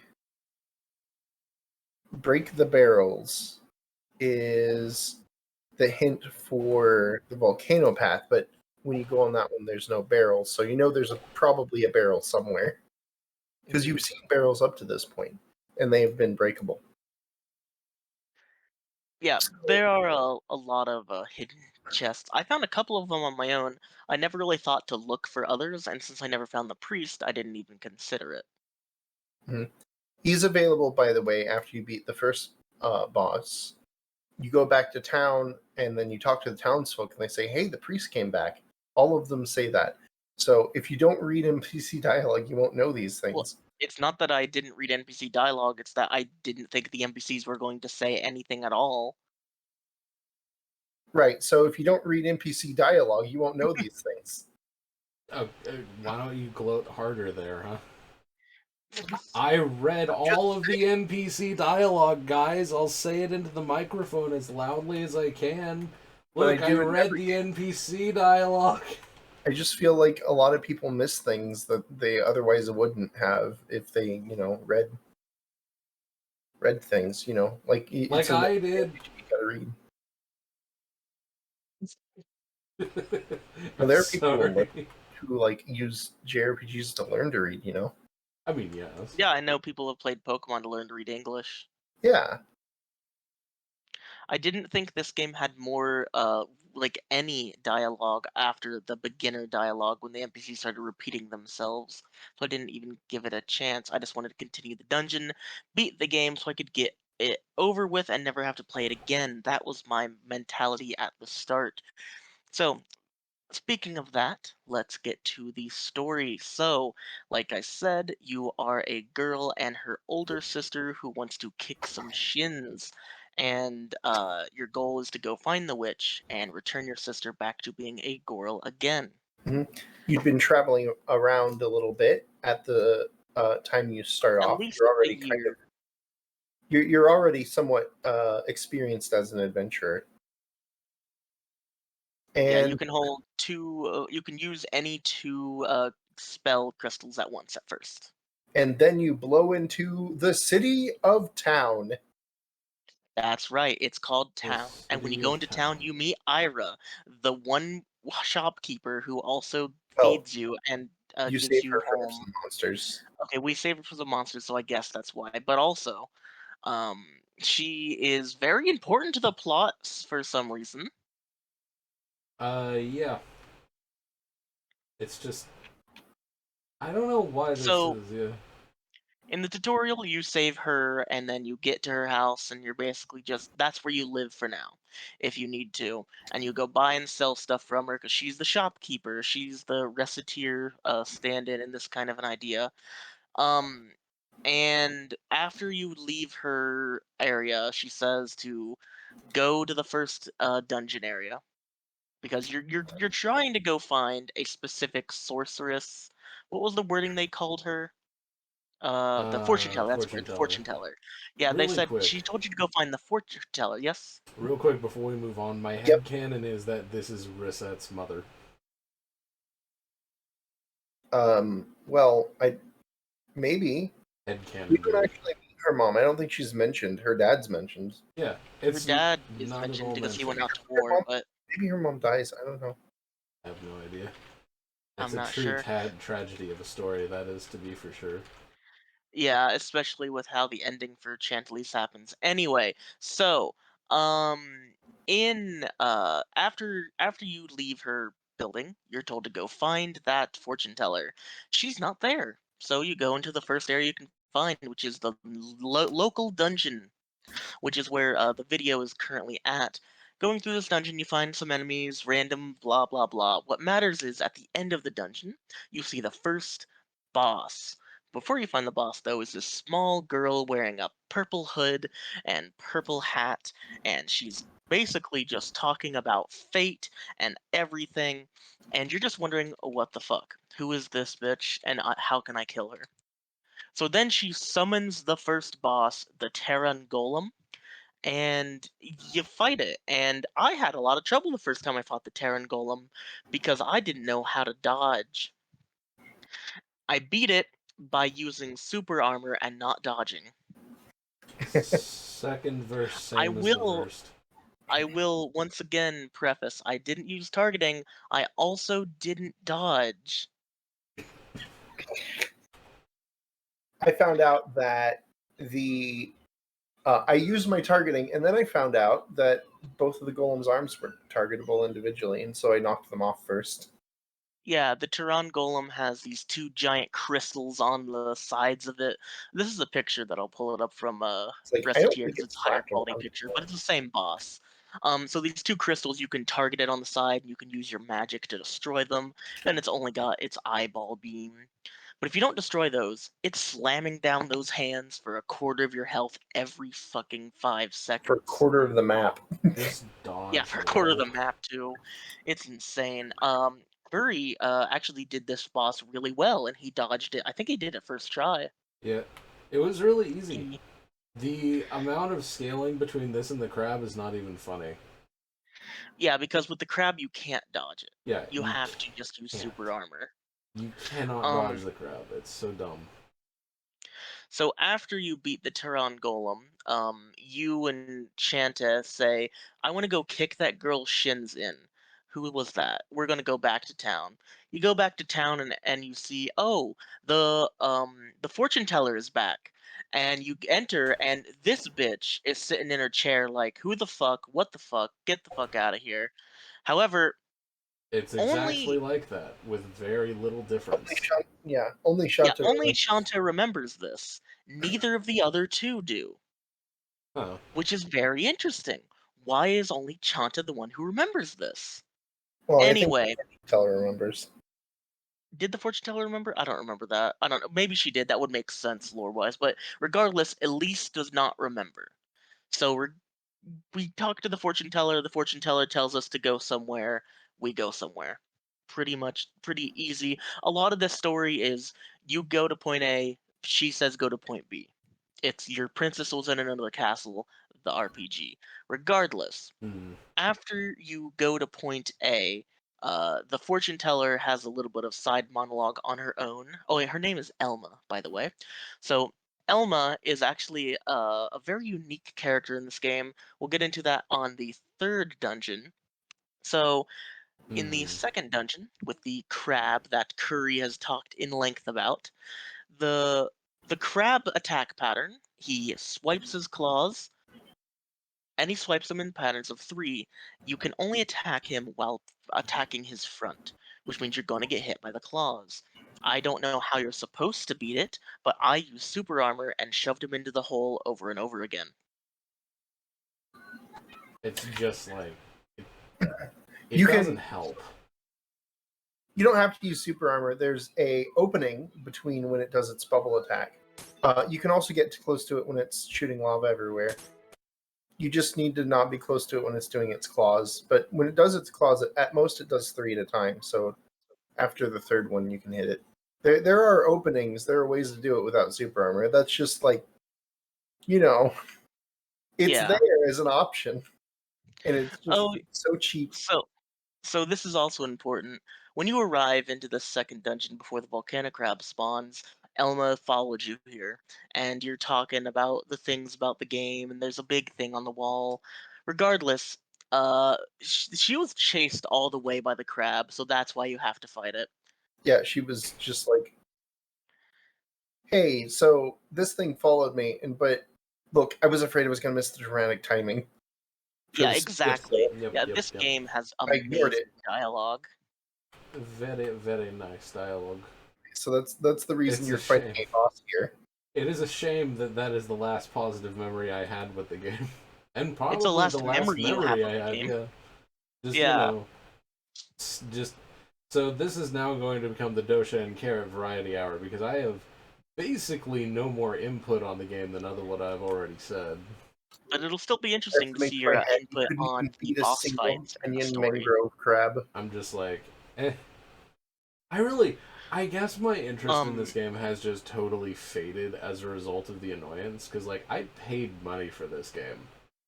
I decided against my better judgment, you know what, I think that I liked Recettear, I wasn't sure if I would like Recettear, I'll pay money for this game. You gift And it to somebody. I regret it so much. I genuinely wish that I had quit like an hour before I stopped so I could seek a Steam refund. So, like, yeah, go and talk, but my interest in this is very limited. So, after you beat up the crab, you get back to town, and something is wrong with Elise. She's like, I think she passed out or something, and Chante is ready to get the fuck out of there and go to somewhere else because she overheard from Ira, who is the shopkeep, that there's a little bottle that can help her, that can raise her back up. It's a bottle of like fairy dust. Apparently, the reason that she forgot earlier and the reason she's passed out now is an overload of fairy dust. Interesting. So Shantae immediately just goes flying out of the building. She wants to go save her sister. Elma steps out and says, "No, what do you think you're going to do?" And she says, "I'm going to kick their shins." And she says, "How?" And she says, "Okay, fine." So Elma, in her brilliant wisdom, decides, "Don't worry, I will help you." But they didn't really need to remake the model for the character for for Elise, rather. They took Elise and they made her hair pink. They made her hair pink and they made her voice lines a little bit higher pitched. I can't find a good picture of it, but it was really interesting because Elma just transformed into Elise. Hmm. We don't really question it, it's just whatever, she can transform now. Anyway, in the next area, we unlock the 3 of spells, which you get Heal, Firewall, which is amazing for killing a big pile of enemies, Tornado, which is amazing for those fucking fish, the worst enemies in the game. I think Dosha can agree with me, the fish are the worst enemies in the game. Um, and the third one for Earth is just a big meteor. It's fun, but it is kind of bad most of the time. I use it on one boss. The meteors does a lot of damage single target, especially if they are weak to it.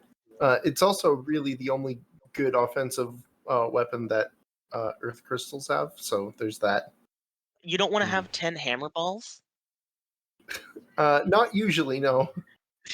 Why not? It's 10 hammer balls. It Yes, they solves all have all your 100, which problems. comes to what, like, let's see, they've got like 4 uses, so that's 40 damage over the course of. Yeah, I don't know. I Yeah, guess that could kill one major minor enemy. that's comparable to the single fire crystal. Exactly. All you need are 6 plus 5 more earth crystals, and then you might be able to kill one slime. Slime. hmm Delicious hmm slime. Basically meta. Anyway, um, after you get into this area as Elma and Shanta, uh, you find these fish that are underwater. It's pretty neat. I really like the design of this level with the underwater fish. Then you get to the first mini boss, and this was my big wall after having heal. It's a blue bomb that shoots ice at every second. Oh, I Ooh, yeah. can't find. bum.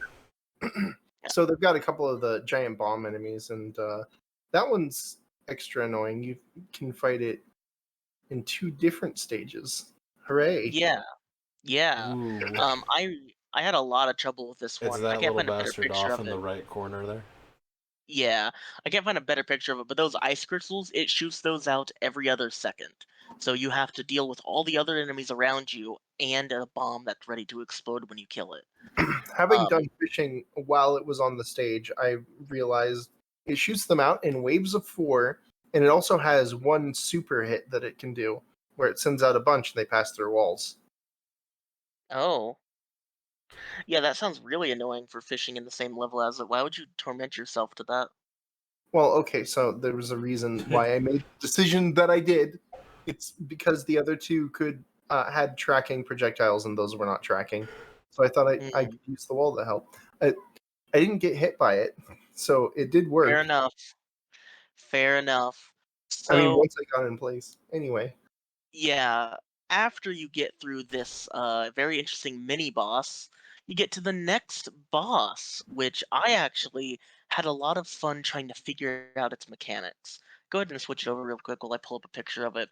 So the next boss is a gigantic jellyfish. And I spent maybe 40 minutes just trying to figure 20 or 30 minutes or 40 minutes trying to figure out what it was doing. The jellyfish boss, I didn't really know how to beat it. I was having a lot of trouble with that. It took me like 20 or 30 or 40 minutes to figure it out. I tried killing all of the small jellyfish in the area. That didn't do anything. I tried defeating I tried trying attacking with like fireball. That didn't do anything. I accidentally, when trying to hit enemy jellyfish, I hit one of its protruding arms you see on the left or the right here, Hmm. and that's what you have to do. You hit these both, then you can hit it in the center for it has like a window of opportunity. It felt really nice and satisfying once I realized its mechanics and was able to beat it. That's the one thing I like about this game. Now, once I actually got it in my mind, that I enjoyed it, is it's kind of like in Monster Hunter or Dark Souls where you do have to like pay attention to the boss and figure out what you're supposed to do, not just go headstrong in. Hmm. I guess that's a way to look at it. I mean, I'm trying to think now. How many games where you have to pay attention to the boss to try to figure out what its weakness is? Around this time, I think most bosses were pretty straightforward. Like you just hit them, or Yeah, uh, it you do a was thing they 3 would have a times. glowing weak point. So that's not Yeah. true in this game. You have to actually kind of try different things and experiment. Yeah, exactly. It's actually really unique of a boss system. Like it kind of like if all the boss fights were just hit it and it's dead, this game would be 10 it's probably at least 5 or 6 hours shorter from an average playthrough perspective. I mean, Um no regrets for stopping when I did then. Good lord. you like Monster Hunter though. I do like Monster Hunter, but here's the deal with Monster Hunter, you're basically always in the action for like a while, right?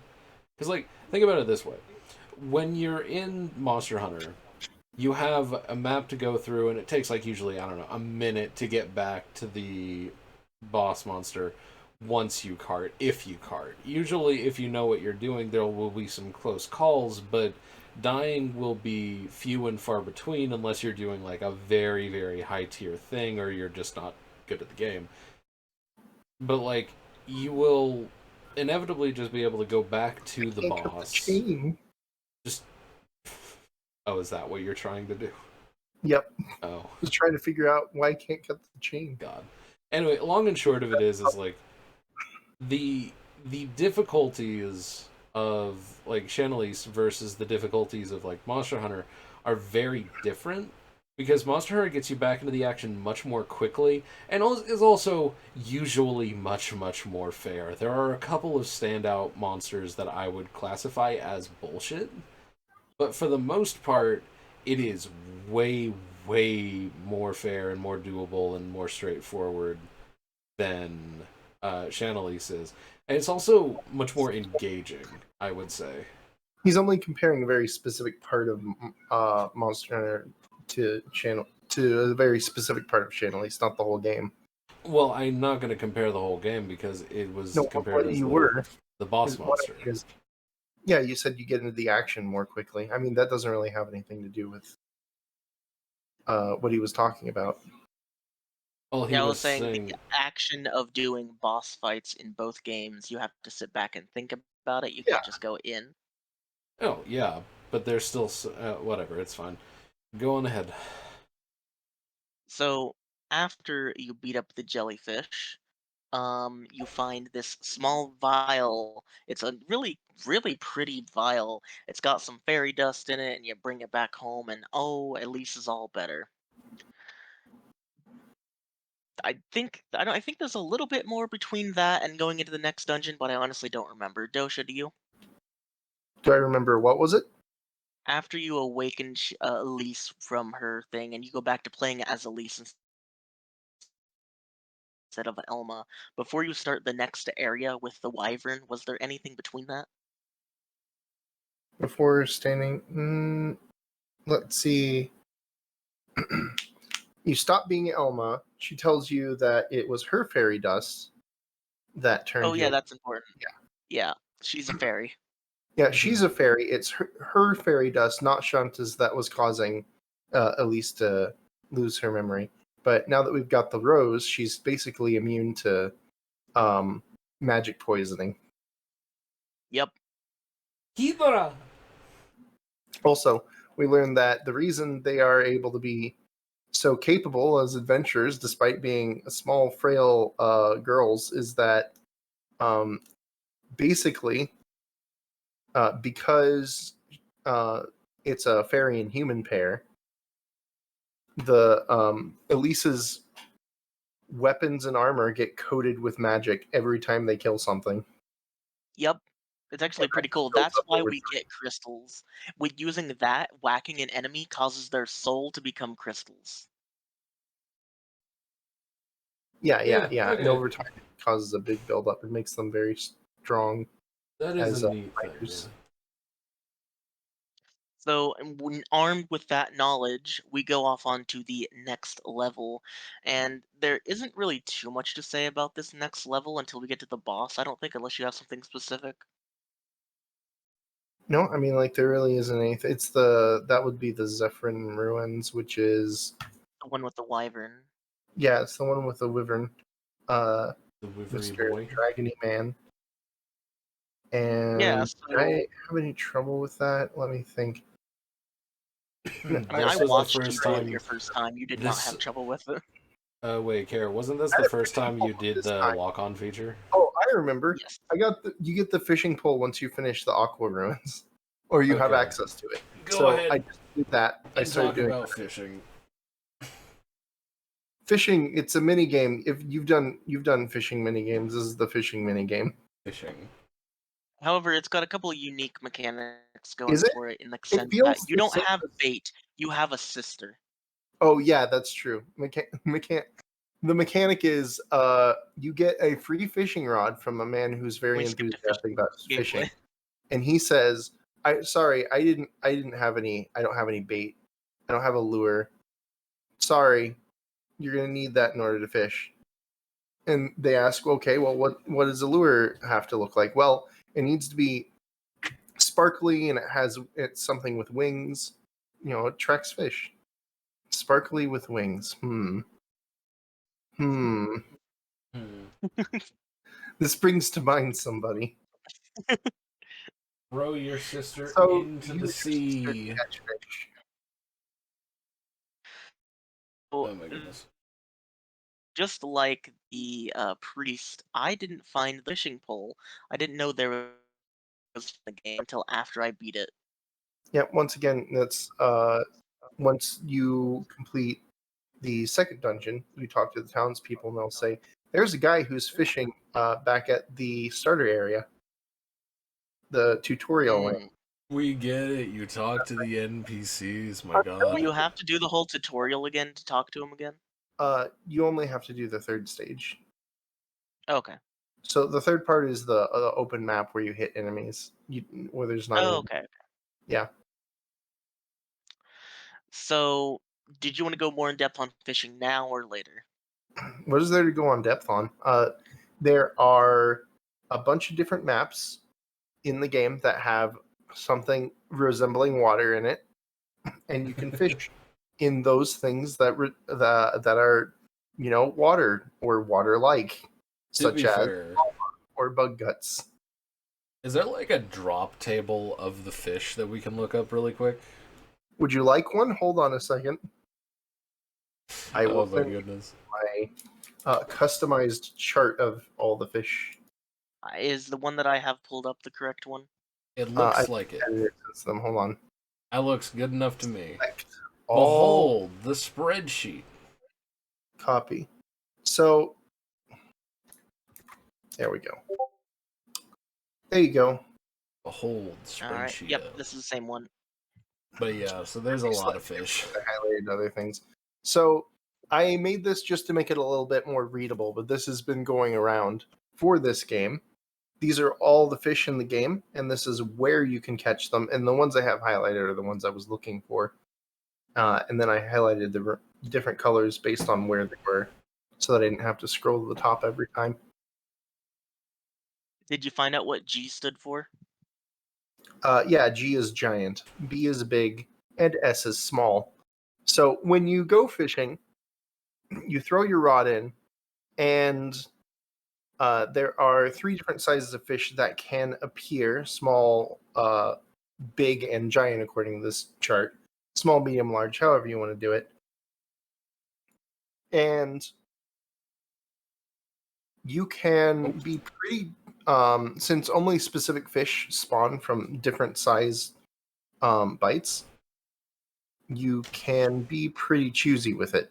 Also, I guess there is something kind of unique about the fishing in this game, which is if a fish is biting at your lure and you don't want to catch that particular fish, you can just let it fail to catch. Oh. And then the next fish will try to bite on it. I will be back in a couple minutes. Carry on. Every time you throw your line in, a randomized group of small, medium, large fish show up.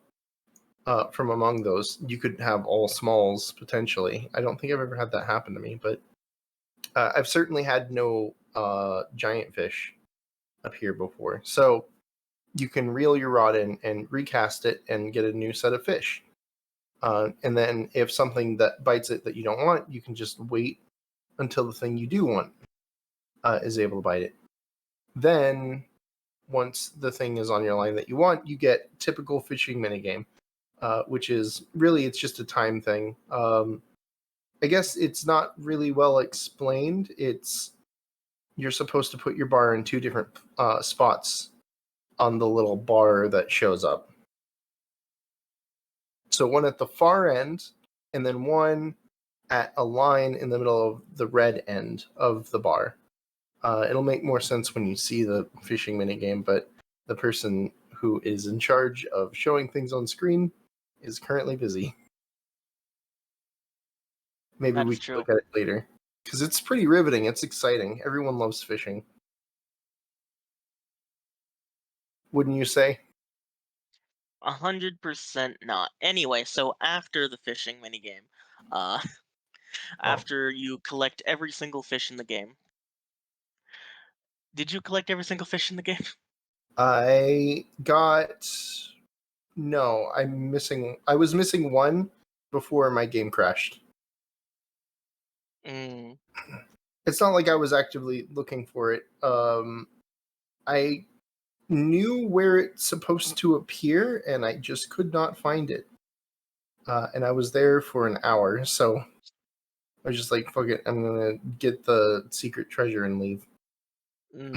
Fair enough. At that point. So I did spend time looking for it. I just never actually managed to get it. Yeah. The last one was the Star Snapper.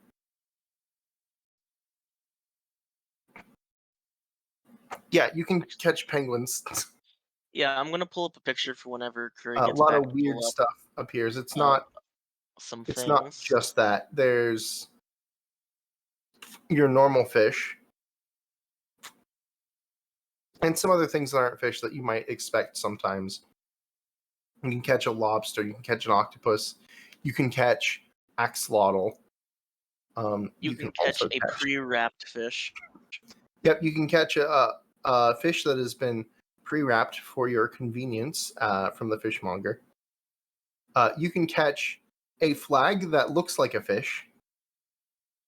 You can catch a sperm whale ?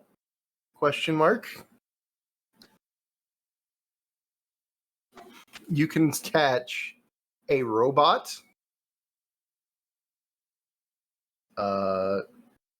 There are... Yeah, we already talked about Taiyaki. What else was... Are there any other really exciting ones? You can Mackerel find minton. penguin in town. Oh yeah, penguin. Penguins. You can catch penguins on your line. You can catch penguins in the starting town. There's a little Fountain. fountain right in the middle of town, and it is just barely large enough for you to throw your sister into it. That's one And hell there's of a fish. line. Do what? It's just barely large enough for you to throw your sister into it, he says. Look, people with siblings will understand. Okay. Anyway, she does fit in there, so you're able to throw her in, and you can use her to catch a really common bait fish. You can catch penguins. For some reason, it's not even like a cold town. Oh, there we go. It's on to fishing. Oh, yeah. Oh, this is really late in. Yeah, so this is what the fishing looks like. Yeep. Tube snout. But yeah, so that's the fishing mini game. I probably would have tried it a little bit. I don't know if I would have gone nearly as far as Dosha did. Oh, I forgot to mention, you can exchange your fish for items. That was the main drive in me doing it. Yeah, you can get some special items that I had never seen before. My items at the end of the game were super basic. Well, Dosha's items, he basically had all of them. I didn't have all of them. All Yeah, I of the somehow had fish. one item he didn't have. All of the mecha-coelacanth. All of the sperm whale. Question mark.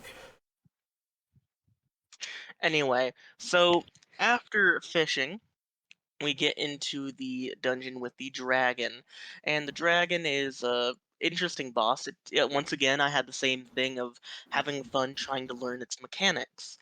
I had to target it to bring it down, and then I was attacking it. I only learned later from Dosha that this is literally Monster Hunter because it has a breakpoint on its horns that gives you a chest. Yep. Mm. I didn't realize I ended up looking that one up. But yeah, if you hit it on the head by jumping up and attacking its horns, it's actually a separate hitbox for both of them. And you just Yeah, it's keep pretty doing interesting. that. It's not I quite a health bar, but you can do it. Yeah, it's Eventually. pretty hefty health bar. I never did that. I didn't do too much going back into levels. In the normal fight against the Wyvern, it took me a couple tries to figure out how to work it, and then it was pretty easy after that. I'm pretty sure Dosha didn't have any issue because I watched him fight it. Yeah, it seems pretty straightforward. Well, no, that's true. I died the first time you saw me do it. Yeah. It was like the first time, then you had it by the second, because you had already targeted it and already brought it down on your first attempt. It took me a while to figure out that I had to. Um, That's what happens when you don't use one of the mechanics in the game. That's true. I actually tried using a meteor to bring it down without targeting it. It didn't work. Carrot is the brutiest to brute force. I forgot target existed. Again. Anyway, so after the Wyvern, we were told right before we fought the Wyvern by Elma that this is going to show you what you've been needing to know this entire time. This is what you've been waiting for. Yeah, we got a big revelation from that whole Wyvern thing. We found out about the prophecy. Yeah, the prophecy that The there will prophecy. always be a sister and her fairy sister that are going to go trying to stop the witch. There will always be one. We see two girls that are cowering in front of the red moon. They ask if we are the witch. We're not the witch. Why are we seeing them? This is strange. Up to this Eventually, go ahead. up to this point, we knew that there was supposed to be a hero in their fairy who go forth and try to fight the witch. And we also know that we're not the first ones to pass through that town to do that. Mm. but we didn't really know where they came from before. Yeah. How's the witch? We haven't really seen the witch. Obviously, we're looking for the witch. Mhm. Yeah. Shown up. There is no witch. Yeah, there is no witch. There's never was a witch. I'll see if we can find the picture of those two girls, but yeah, go ahead and talk more about that story real quick. You see, what it is then a giant flying castle rises out off into the distance after the two sisters have been sent away after having transferred some of the magic power out of Shanta into the new girl. And it turns out that the castle, what it does is it takes girls who fit the criteria of being, two sisters. That would be fit for like fighting back. Yeah, Being a I'm fairy, sorry. one fighting with a sword and I- using I- the magic. Oh man, I'm just like presumably other criteria also. I'm just sitting here like I really have to cut in and be like, at this point I will admit I looked up the story for this and I just looked at this part of it like there has to be something else, right? Like because this is like it's like the most back end chosen one narrative I've ever seen. It's not like, oh no, you were born I to don't do think it this, is. Shanty. You were born to do this. No, it's wow, you somehow managed to get a fairy as a sister and you have a sword. Congratulations. You're about to get zorped by a castle. Let's go. Well, It's no, so because they're dumb. not fairies at the start. They get turned into fairies. You just have to be sisters that meet a certain criteria. It's just like it's so Mm. strange though.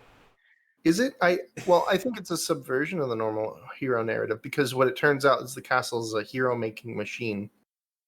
Oh, yeah, that's right. I mean, the next part I guess makes sense, but it's just really arbitrary and it's choosing. It's like, hey, you're two sisters on a journey.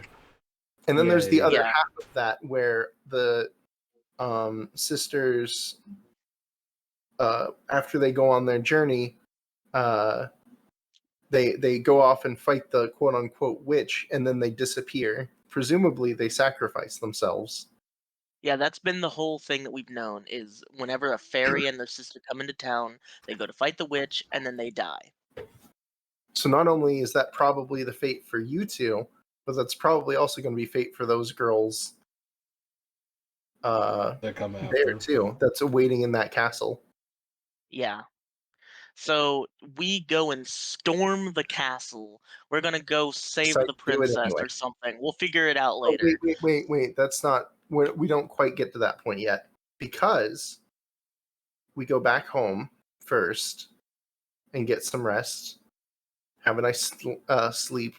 We talk. The Mhm. shopkeeper wants to talk to us about something. She tells Oh us yeah, that this is important. her and her sister were actually the previous hero, Yep. but they didn't sacrifice themselves to do it. Instead, she saved up enough fairy dust from her sister to create a potion that would make her lose her memory.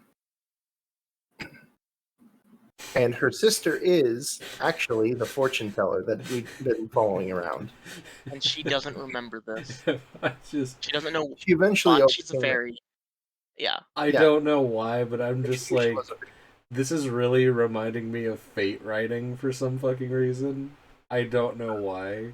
I don't know why either. I'm just like, this seems just convoluted enough to be some kind of a path that you take in Fate. It's so weird. I don't think it's that convoluted. I think maybe we're explaining it in a way that seems like it, but It's, it's pretty straightforward. eh. And she's basically telling us if you go into this castle, you are going to be sacrificing yourselves. Do not do it. And we say, we're doing it anyway. Goodbye. Well, no, she says, I mean, they decide that later, but what she does is she gives them the same memory juice that she gave her sister.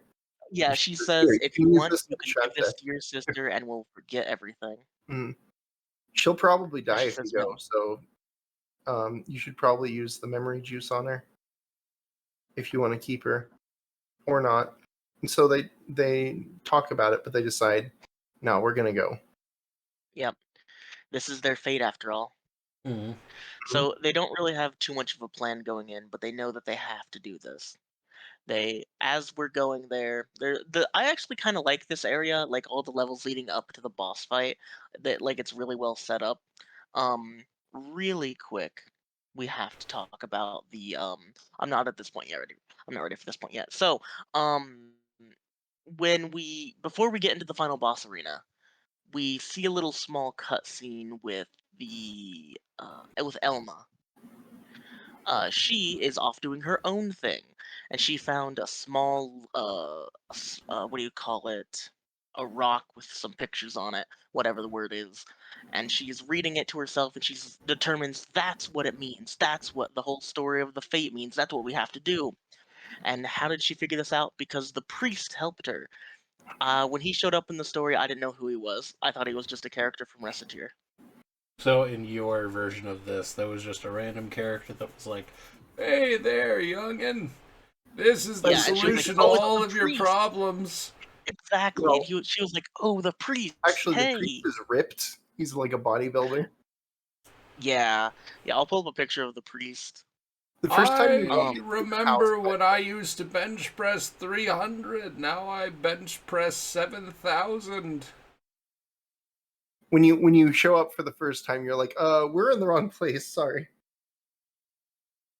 Sorry, we Man, need to walk into the gym. man.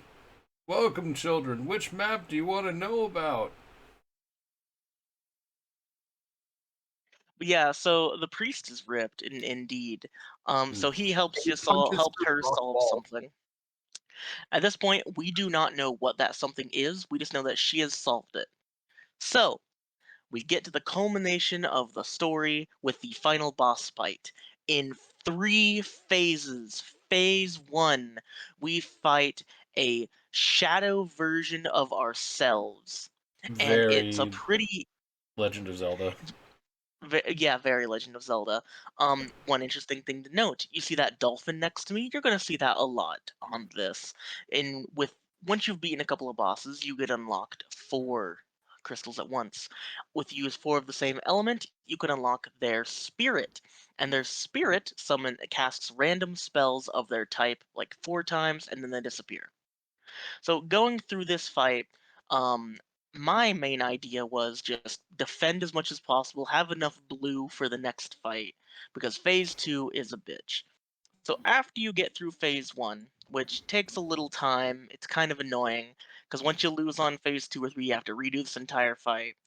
Um, you get told that only a fraction of your precious dust remains, mortals, and what you defeated was simply a shadow. Behold, and it's time to fight the Archdevil, Man, which this looks like a thing. Final Fantasy This boss. thing is like.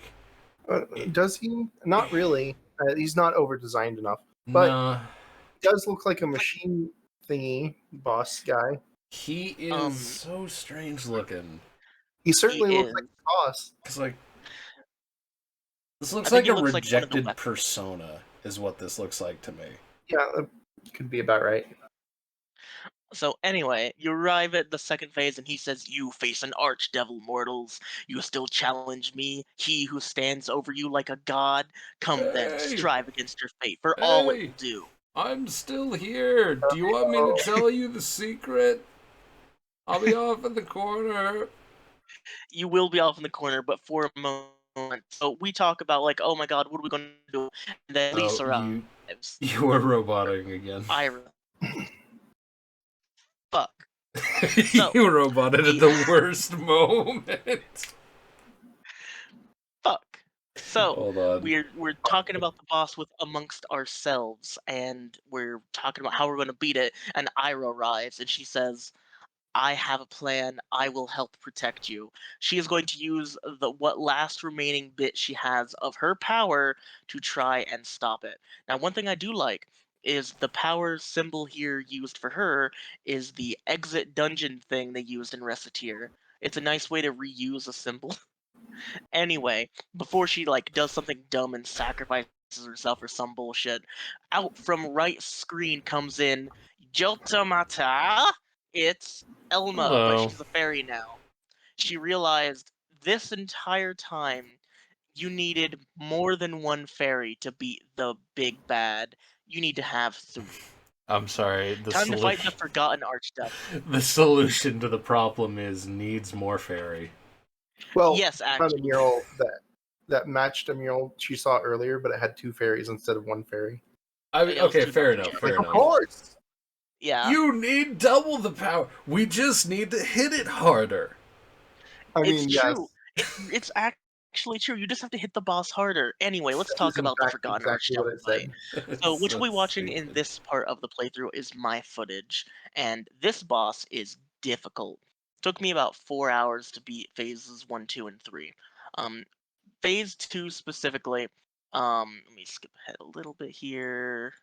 Okay, so what you have to do is activate using 4 crystals to send out a spirit that will stun him, and then you can hit him for a little bit. After that, you can beat up his hands to get more crystals, but he kamehamehas, he shoots out a bunch of hammer balls, he shoots out bombs, shoots out fire you have to jump over, he shoots out electric you have to jump across. You get hit a lot in this fight. And once you get him to half health, he does that all a lot faster and to a lot more of an aggressive stance. He's red now, by the way. Once you He's eventually get mad. muster through defeating phase 2, I was so happy at the time because I thought, man, I beat phase 2. We're done, right? It's over, right? And then he pops up for phase 3, and I was upset. So on phase 3, you're standing there, and on the screen it says, "To think a mortal could actually challenge me. This has been amusing, but now it ends. You can no longer even strike me. Embrace the end, mortals." So how now, Curry? How do you think we're going to You said attack this thing? LMAO, I'm standing all the way over here. I. Can't reach. We're just going to throw magic at him, aren't we? We're not going to throw magic at him. We can't throw magic. We're going to That's hit awfully magic crude. at What the him. heck? Actually, We're going to um, bat We're- magic at him. we're going to bat magic at him. It's time for Um, baseball. So Oh we can't do God. anything with this. Why is it not working? Not working. Well, that's because we're not attuned with Elma enough. And Shanta says we're gonna do it with my magic. I don't care. I have enough fairy dust to last us. We'll get fine. I'm not gonna die. So we hit the thing and we start bopping him. So important. This laser attack is pretty easy to dodge. What isn't, however, is these balls. These balls are constant and they will never stop. It took me like 4 tries to figure out that these are physical, so that's why I have shields on. These now do 1 HP, so it's just a cakewalk. Bum, bum, bum, bum, bum, bum, bum, bum, bum, bum, bum. So after finally figuring that out and defeating phase 3, um, you get to a part where I'll just skip past it because I do believe I've got it on here on this video that I've got. Yes, okay. So, Shanta, oh, are you kidding me? Now he's trying to seal himself away so he can escape. This will just happen again if he succeeds, and we're so close too. What should we do? Chuck that sword at him as hard as you can. I'll unload as much dust as I can onto it into the air. We'll turn into the final showdown. But then you, trust me, do it, Okay, yeah. Shante. Okay, but remember, you'd promised you'd come back. That's my little sister. Now heave that mother. No, So you you could gotta. just No. Hold on. You gotta put that emphasis on. Now heave that mother.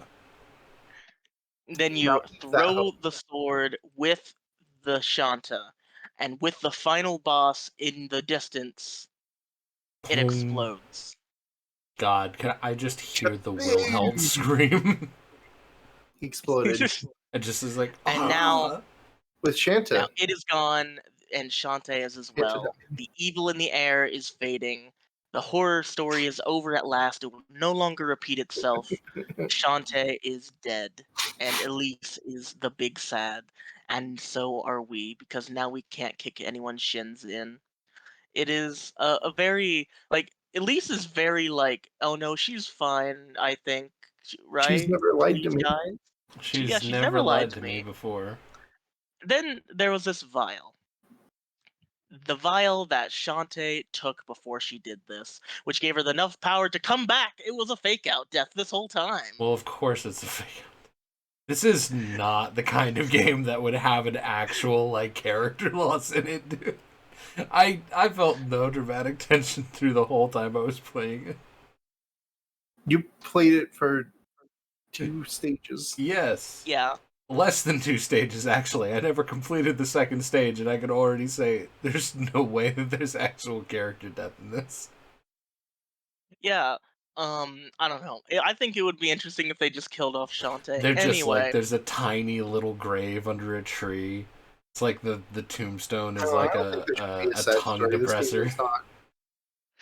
so we beat the big bad, but we've still got Shantae and Elma. They're still fairies. What's going on? Well, it's because the magic's gonna take a while to fade out. Simple enough, understandable. They had to find some mulligan to let you still play the post game. However, that isn't all. There's still one more piece here. Let me skip past the credits, and then we'll just talk about this one last scene Man, here. it was re-released in 2011. This feels... This is aged. After the game ends, several years later, are those two off at the ruins again? Yes, they mentioned something about researching new kinds of magic. Don't they get along so well now?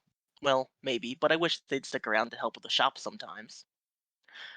Feeling a bit lonely? No, besides, they do come back for dinner at least. Oh, yes, what do you have planned for dinner tonight? I was thinking about making a night-style paella with blackfish or fillet or oarfish. They talk about food for a minute or two. Did you After they're scream call done, it a paella? A pilot, a isn't- paella, paella. I've never ate whatever the fuck it is. It's food. I don't It's know. a paella is actually delicious. So Anyway, good. as Elise and Ira are talking in the shop, there's a little knock at the door. Excuse us. And Ira goes to step out to check out who the new customers are. And Elise is kind of confused and scared, and so is Ira, because the bit of a hole in the wall, but it seems like an okay shop. Sis, don't be rude. Excuse me, Miss Shopkeeper, but I'd like to ask you a question.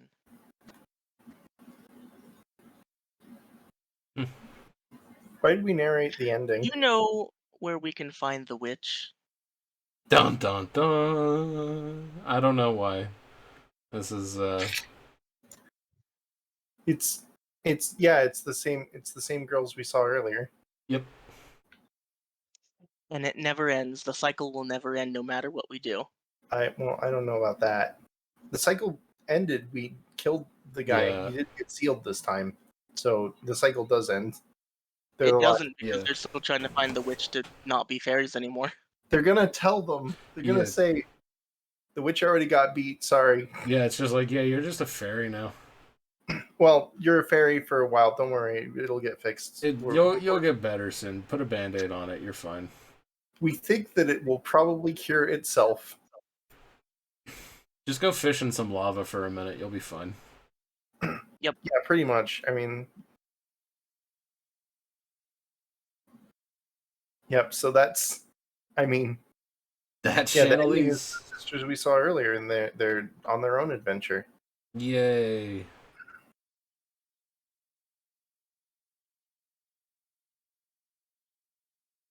Chantelise. That was Chantelise. That's true. That's really... I mean, I guess you guys have maybe post-game stuff to talk about, other than fishing. Nope. Oh, there's There's a nothing? post-game dungeon that involves Yeah, there's- you eat a rice ball, and your sister drops hers, and she goes after the rice ball, and she decides she chases it down 2 dungeons or 2 levels worth of forest, and then it falls. She manages to get it, but then it falls. She drops it again, and it falls down a well. And she's like alley oop, and she jumps down the well, and you keep chasing her, and then you have to fight a giant rat monster that ate it. Man, that rice ball has some fucking centrifugal force to it. It must be going pretty dang quick. It was going downhill. It's going So- downhill the whole way. So I never did that post-game dungeon because I didn't have it unlocked yet to do some specific things to. However, I did fight the boss, Reginald Drisby, because I did Isn't the he just there's the a rat boss from Recettear? he he is Yes, the rat boss from Recettear. However, he's a lot stronger in this game. Man, that's true. he doesn't look threatening at all.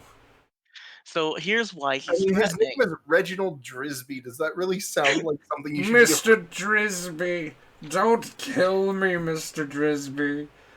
Look at your ridiculous teeth, Mr. Drisby. I like your jacket. In Recettear, his gimmick was he would eat the mushroom, or he would eat the poison mushroom, and then you could damage him. In this one, he'll eat any of the crystal shards that are on the ground and do one of those attacks. If he picks up an earth shard, you lose. Yeah, the glue is annoying. Or, you Um, mean the I would yellow? rather not be stuck to the ground. The glue one is dumb because you can't move, and then he comes over you and hits you with a 1, 2, 3. Normally, which is his at least 60 damage. his normal attack is only hitting you twice, but this one hits you 3 times. That does a lot of And you're damage. not allowed to dodge it. And they also can stack on top of each other, so you can get stuck in the same place for more than one loop of that. hmm Yeah, when I first fought him in the so I did a dungeon where it's just random areas in the game that basically a good way to farm money, which is how I did some extra things to fight the final boss. Yep, yep, yep. And I did fight Reginald Drisby, and it took me like an hour and a half because I was at very low health at that point, and I couldn't get any more crystal Hey! shards, and I didn't want to die. Hey, is that So I took Reginald? Oh my god, that motherfucker owes me like $30. Dear God, kick his ass. I'll be over here if you want the secrets of the universe. So I spent a long time, but I did beat it on my first try, but I don't think I got very much further after that. Is this character that I'm workshopping even funny? Is the old man monk off in the corner who's ridiculously ripped? It just doesn't really. The voice definitely doesn't fit who he is. I know, that's the point. Is it? Yeah. We're How? also breaking the fourth wall. I don't get it. Please explain. No. Just no. Just no. I'm gonna see if I can find my. There it is. That's what I'm looking for. So 2224. So Nah, is what he said.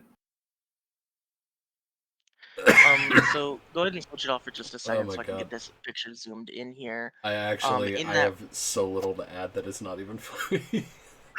in that random Now dungeon, I that's the got funniest thing. to floor 28 on my first try. That took me 146 minutes. You spent. Wait, hold on. You spent almost an hour and a half. I did this dungeon twice, so about 3 hours actually. Oh Floor my 28 is god. pretty far. I didn't get that far. I got to floor 11, I think. I wanted to stay on floor 10, but it automatically swapped me into floor 11, and then it was like some what was it? It was some boss or something. That wasn't really set up for it. Yeah, so that's the important thing about this. That's interesting, Curry. It's random places throughout the entire game, so you could get the same map twice in a row.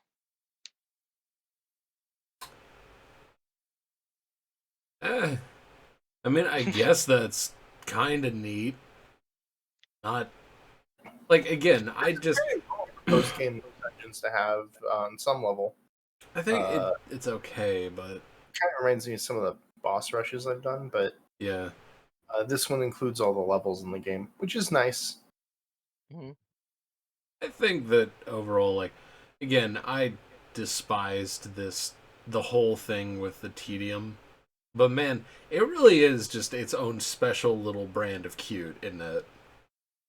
Like, the more I'm thinking about this game, the more I'm like, man, this definitely has the same soul that Recettear had. It's pretty Yeah, cute. a lot of people describe this as Moe Dark Souls. Uh, I guess. I don't know if Moe is necessarily correct here. Moe is definitely correct. What are you Is talking Moe about? correct here? Are they fua enough? This is an absolute Moe blob game. Fua. Well, there's no Moe blobs, but they are Moe. I guess I just always associate Moe with Moe blobs nowadays. Like, K-On! Has forever changed how I refer to Moe. Like, whenever I think of Moe, I think, yeah, exactly. Yeah, first result. Yeah, put that up. I googled Moe blob, and this is the Yeah, first no, result. like, seriously, K-On! Has forever defined what a Moe is for me, and it's this. Look at how pinchable those cheeks are. Those are very pinchable cheeks. That is true. Oh, man. I would call it, I don't know what I would call it. You absolutely despise when anything is referred to as a Dark Soul that isn't a Dark Soul, so perhaps I will just call this game cute and leave it at that. Cute and It's not difficult. a despise thing. It's just I think people are wrong, and people should know that they're wrong. I mean, you also have the same thing with things that are described as roguelikes. Well, I mean, yeah, because roguelike refers to something very specific. And I've people got it. refer to things that are very general to the point where it almost doesn't have meaning anymore. So, yeah, you want to guard.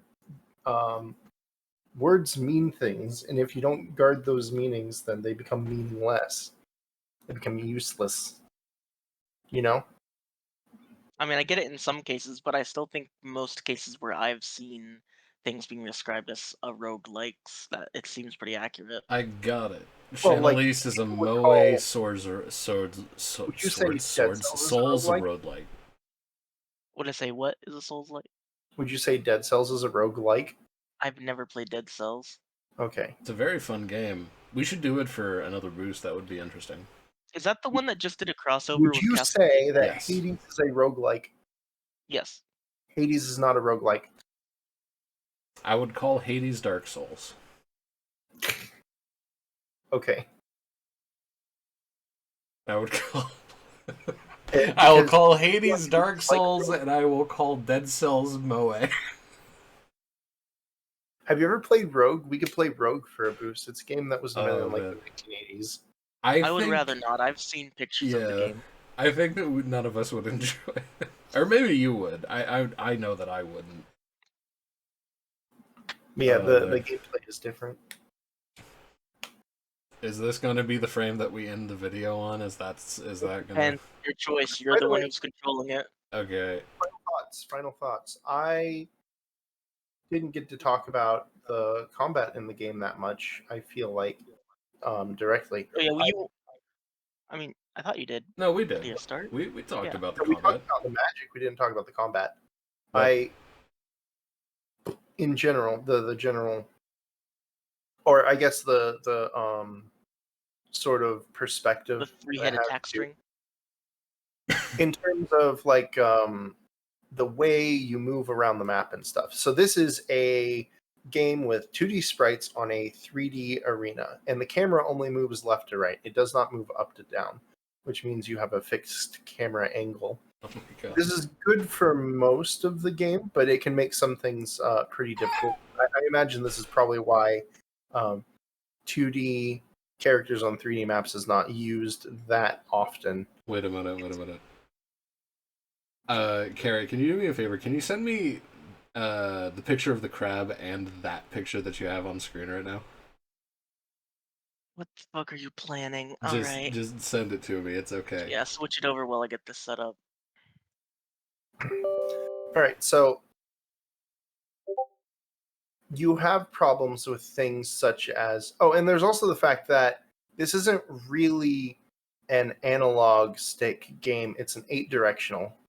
So the camera and the well, maybe not the camera. I'm not sure about the camera, but the controls for the character is definitely 8-axis. So that means you're better off sometimes using a D-pad rather than an analog stick. This causes some frustration with some parts of the map.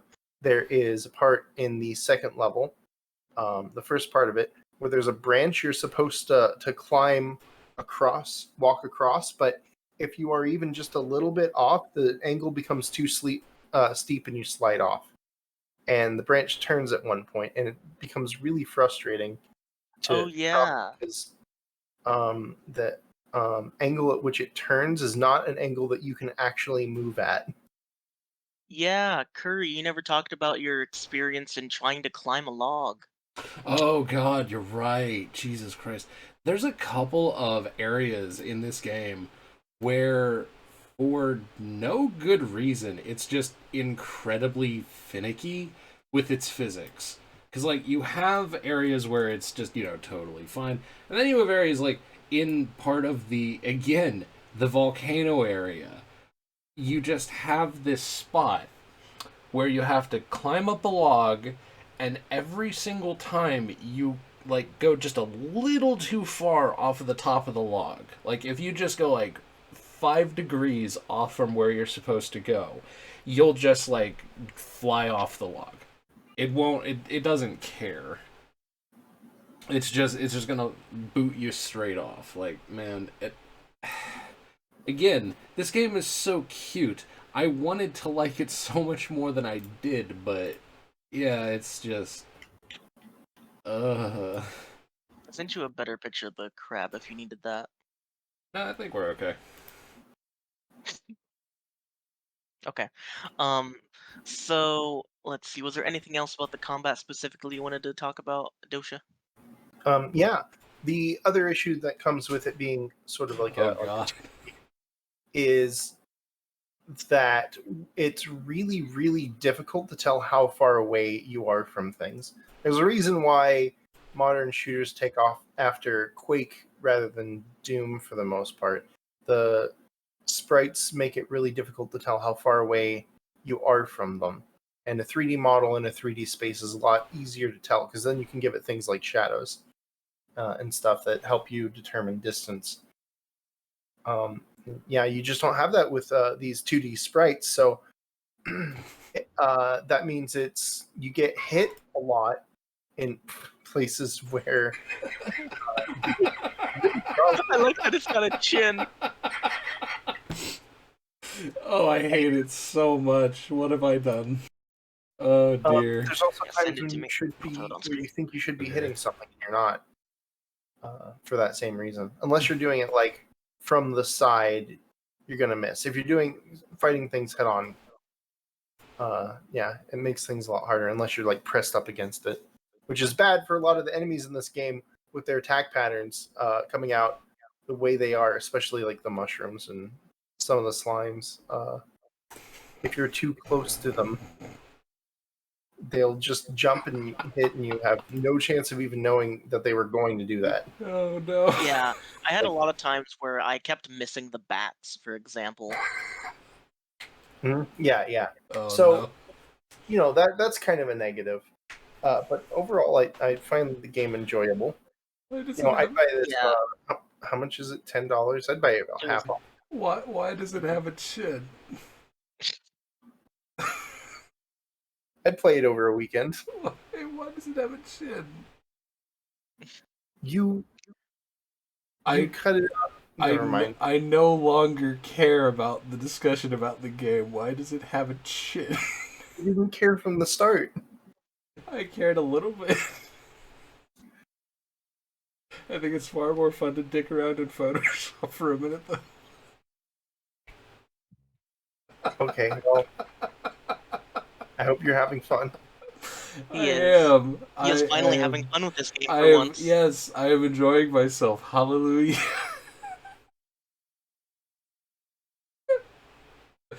Huzzah and hallelujah! I have done a Photoshop. Okay. Does anyone else have anything they want to say about this game? Because I think I've said my piece pretty well. You said your piece from the start. Yeah. So, are we ready for final thoughts then, Dosha? Oh man. We're already in final thoughts. I gave mine.